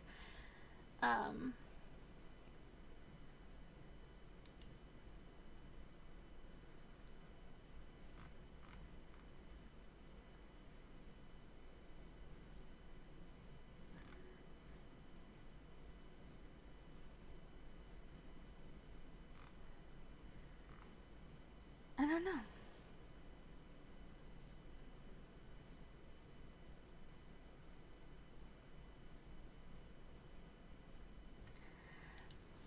Dragonsbane is a description of middle-aged regret, a people who, because of historical circumstances and personal situations, will never achieve what they dream of, and somehow Hambly writes it in a way that's not depressing and that appealed to me even as an adolescent unsympathetic to the failure to achieve. Also, the dragons are cool. I think it would be interesting to try to read just because I'm sure it is such an influence on like so many fantasy writers that I've loved. So I'm gonna try it. And if I don't vibe, I can always stop. Fantasy is the genre. Nothing else. And I'm not just doing this because I'm afraid what's gonna show up next. I think it is sometimes just interesting to read something because of the cultural impact, you know?